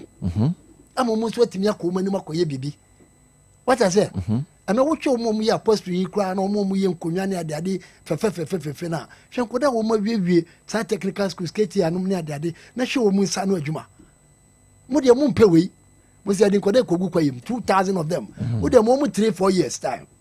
I was almost by never read number Benum. Never read number Benum. Until you have to train the children before you give them job. All right. You don't just push them say oh pejuma yentino you say korano pejuma after korano mutimi ka say and korano ayi was omu wie school pejuma be no be no wie school ade no be one wie school so ade no be the education and tell to so be pie be ban at least obenya bibia yo bibi no ye what I say me minim hwe kran minim say at least we can be there obi di no ba beti ni waden ga ba ku bi dia be ba obenya kakra tu ya ba na se me ye na menya kakra tu botima se me botum na se that's right but wo de mo nya bi man koda no me problem no eti me gidi say ya be bo an koda na mo matimi anya dwuma de a na me ya with the conviction say yen starting free baby na make sure say en koda no wo bibia wo mo di wo mu sabesi so na da kwa ma bia no matimi aka say me ye wei girls be no mu wo area oh I think say one no mu the OIC they wo so I'm on about as a technically TVET bio yes yeah no be kwa hwen koda no especially koda no mu ye electricals car electricals omo mu ye welding omo mu ye upholstery ni ade now you electrician and that's why you electricals now we na obi uko ye obi fie ya una ato wire una ato ni pa ko ni beto no de wadwene na kwa akọje chairman no aju sika yes na ye no wa ye ne plumbing obi afre no jack ma ye na payo no akoye no agene sika sa na okwa ama no ne ade a enkoda na omo pese omo ye bibi no omo ti o China for kwada omo che enkoda no wo deka o omo start wo deka kukri ne hairdressing ne ade ni nyina na wo de no kan obi na ma ya ka echi ani ama ya ka echi eti say me padwuma ne de say ya nye basis ni ya I am telling you say be kwaso akasa ko say wi ase be say all right adwuma wo de ba ma no ono na say ko omo start yi omo start training for omo eye friends omo ye excavators ne omo twi wheel loaders no money ade hwema no kro mu de omu wagim na ba ko bi wo I think there were two of them omo ya hensa kwan no na two of them owo mu a omo ye adwuma ko fotimi ko jo omo hwe gas yi sa say ma pa na mutimi run sa a bigger taxi won ba ko so de anwa car no pa ono otemu a otemu se sister ni eti no let us train them no omo nya skill no na omo ntimi nya adwuma nye na mo de mo mpese mo nkoda no ko ba bia because abibia na yesterday ye de enkwasafo no ya na bia omo betimi adidi no ma ba bedidi. Thank you very much medasi Dr. Kosichei na mamemra honorable Kroko Frimpong ho na fe yenhwe. There's another issue am pese yehwe na minim say nya time but at least we can talk about it kakra. Yentimi nko without talking about the budget a bit, especially with the developmental projects, especially with the big push. Yeah, ne omampeni. Yeah, na dwen say odi eba abeboa. Emma obe 4-5 minutes. 4-5 minutes na fe yenfa no. Yeah. Minko say opeso chire say NDC time and na to trasem no money ade no. PP e wo history of where is to trasem no money ade. Are you know data force for? Ya omutimi call ta ya oba besia jaja ya wonyem. Omoko bro no pam no. The seat of government nanka Bruce. Eho and now omonkrofo here say sir, omo bro nkrofo at the seat of government. Enti ano de me person ko course a tangent wo kra. Ne yenhwe kwa be fa so a ya sa no ma no etu obetwa. Don gina po ne ade omo suma nkrofo mo ko mo abro nye. Ba bia no a ya wanko eho no de gi ni din. Na sa no ma no me bae no de me kan sa no ma no de. Emwa democracy. Yeah. Na nyese bi obeka se bi NDC break so e na sa no ma ne ye. Obia ka ma no hunu aya MPP mobile power mo ye ya. Ankanye bi ne HC we. But me de me nye ho kra na me ko. Na fe wo ka se ye de ye ba ye mbesi training kwada. Ye ba ya fe na adi be se bosume miensa o. Enu bosume miensa kwa. Ha enu. Sa? De ye betu ye no se de ye betu ye no sa na tie. Afe na ye hu bibi. Ada nyam na mo de na ko bae ene na ko he. Na ko ewe. Mo cost one kwada be 100,000 aya mo sumba mo moduma na ewe. Enti mo on cost tangent kra. But ye de National Apprenticeship Program. Ye de ba. Ya ye betete nkwada. Ye de coding ba. Ya no so ye de betete nkwada. Enti ye want it ye pa ye de man nkwada. But gadam say ne ye pese ye kon. Enu nti ne ye che nkwada no emwa me nko. Na nkenye se bi ye de wo ko guguro mu aya wo ko ye hwe. Nye ne kan no. Na the last but not the least. Say what say ya true say me say ye de this assembly common fund. And AC university no. Papa no ankasa intim no. What nye no nko na ye di si ye na che say enu ka hu bi. Atrobe ne wo mu. Anyway. Right. Na fei empunjujuma na sem no. Say 5 minutes no nyanso. Atante my dey na America. Ye see project na ya omo anya sika mfanya omo de omo no kan ye no. Ye dey ba beye. So am interchange. Ye beye.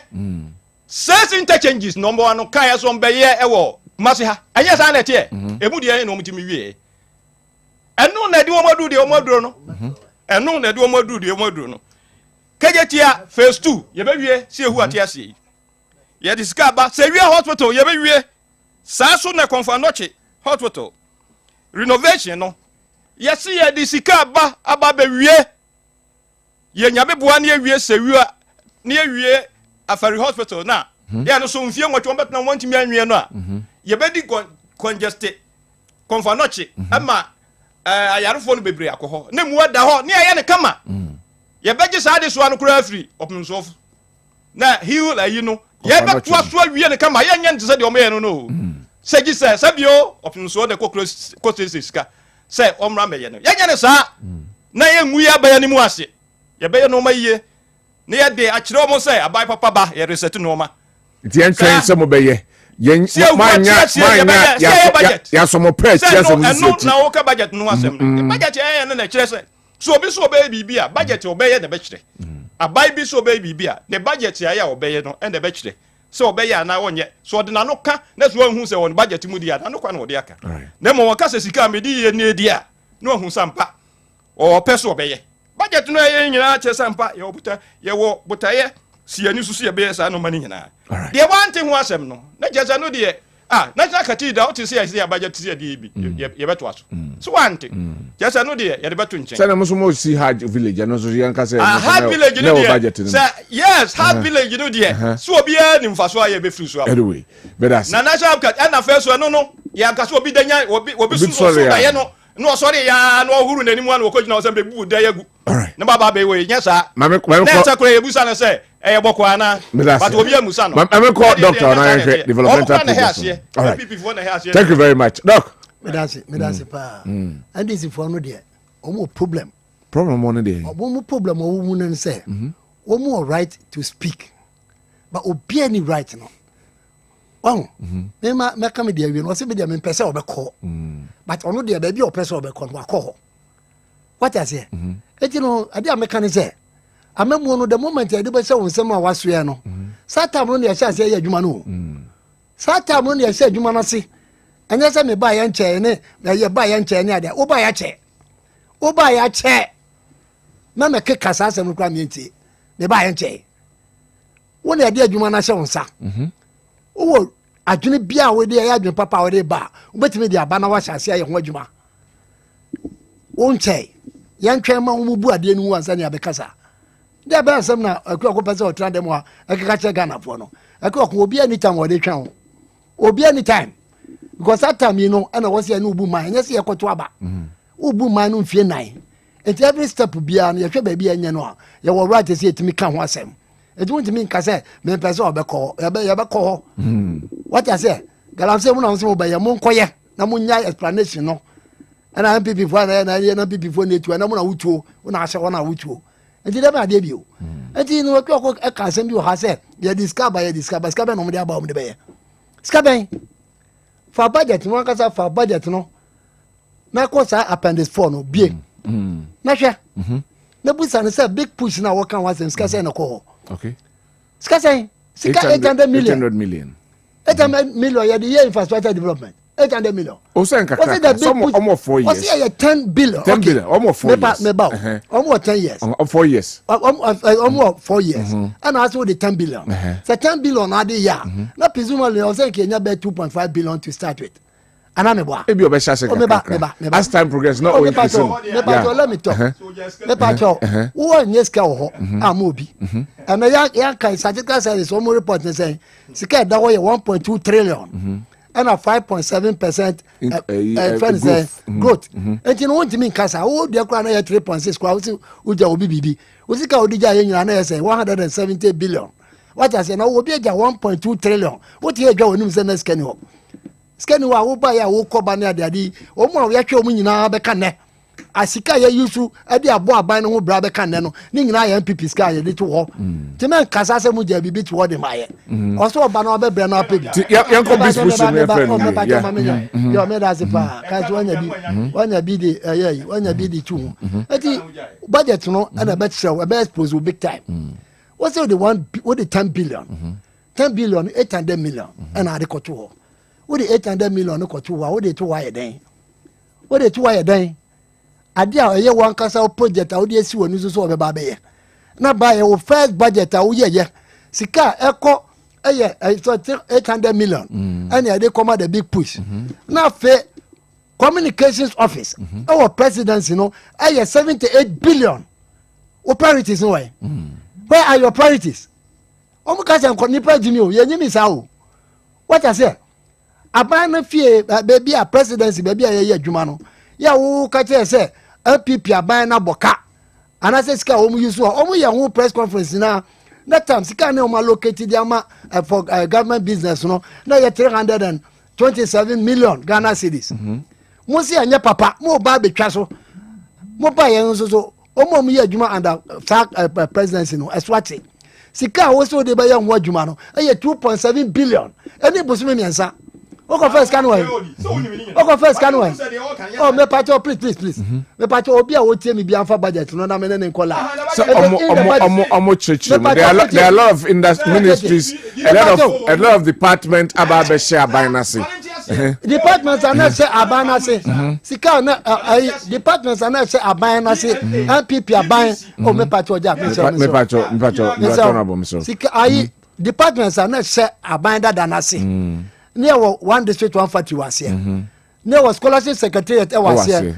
Near was friends free education secretariat was here. Near was nothing development friends nothing development, certain development site me and sano. Then you know here. Near was friends saying near was council of state here.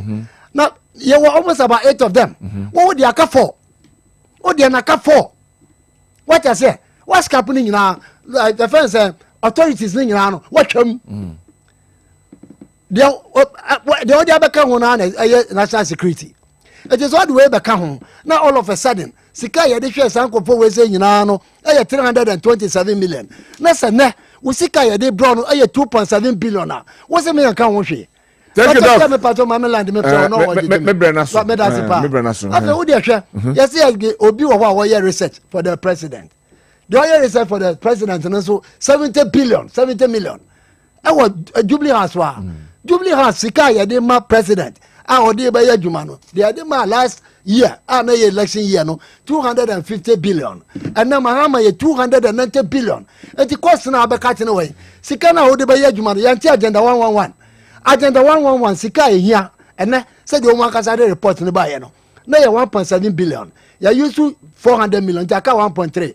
1.3 and 21 billion. Ebetimia Nyasa 1.3 billion. No. Thank you. 78 billion. Akoma for Zukwajison Kodi. Thank you. Thank you very much, Medasi Pa. Yadi Jubediano Ebesiana, Afeya, sorry, Jubediano. So, but happy birthday.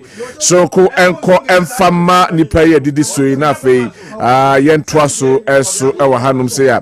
Happy birthday, enko enfama, my lovely dad. We, if you Dr. Abraham Enkwi, ono a lecturer, Amstead, ne wampo ne papa din, enti ene Dr. Abraham Enkwi ne papa, wase happy birthday, enko enfama, openi, yankupon ensha pas, wawo, ye papa, ne obwa, emagana mpuntu, enso ekosom. We say, good morning. It's the birthday of my daughter. Her name is Mame Etima Diopa. Or say wish her happy birthday for me from mother and brothers, Papa and Junior, and the daughter of Patasiame Experimental Primary School head teacher, Mrs. Lorenda Isaka Diopa, and Wawoda happy birthday. And so, and command of a happy birthday in Koma or Sofu Edu Anane of AME Church Ajemesu in the Ashanti region, also for an NCA Wawoda Yakupo and Shao. And you may see Ama Aya Agudifo Emano Aba Abetwaso. But then the Kwabena also Dankwah, Oti, Wafakofi Apia and Kasanso, and Amalam Yaya, and Ajachua, and a shade with the Breo, Ura, Niding, and so at the Stephen Kwachi, and a Darity show no at the mine. Nana Kwame Sunday, a sound no at the mine. MCR. And afi social media handles on okra your pages and so bombarding ehwe honum and so admire afi technician dito mu nyina boy na edwumadi ebro woti Dr. Kosichei enka and afi honorable Ebenezer Ekwako Frimpong omo and the boy edwumadi ebro nyame admo chena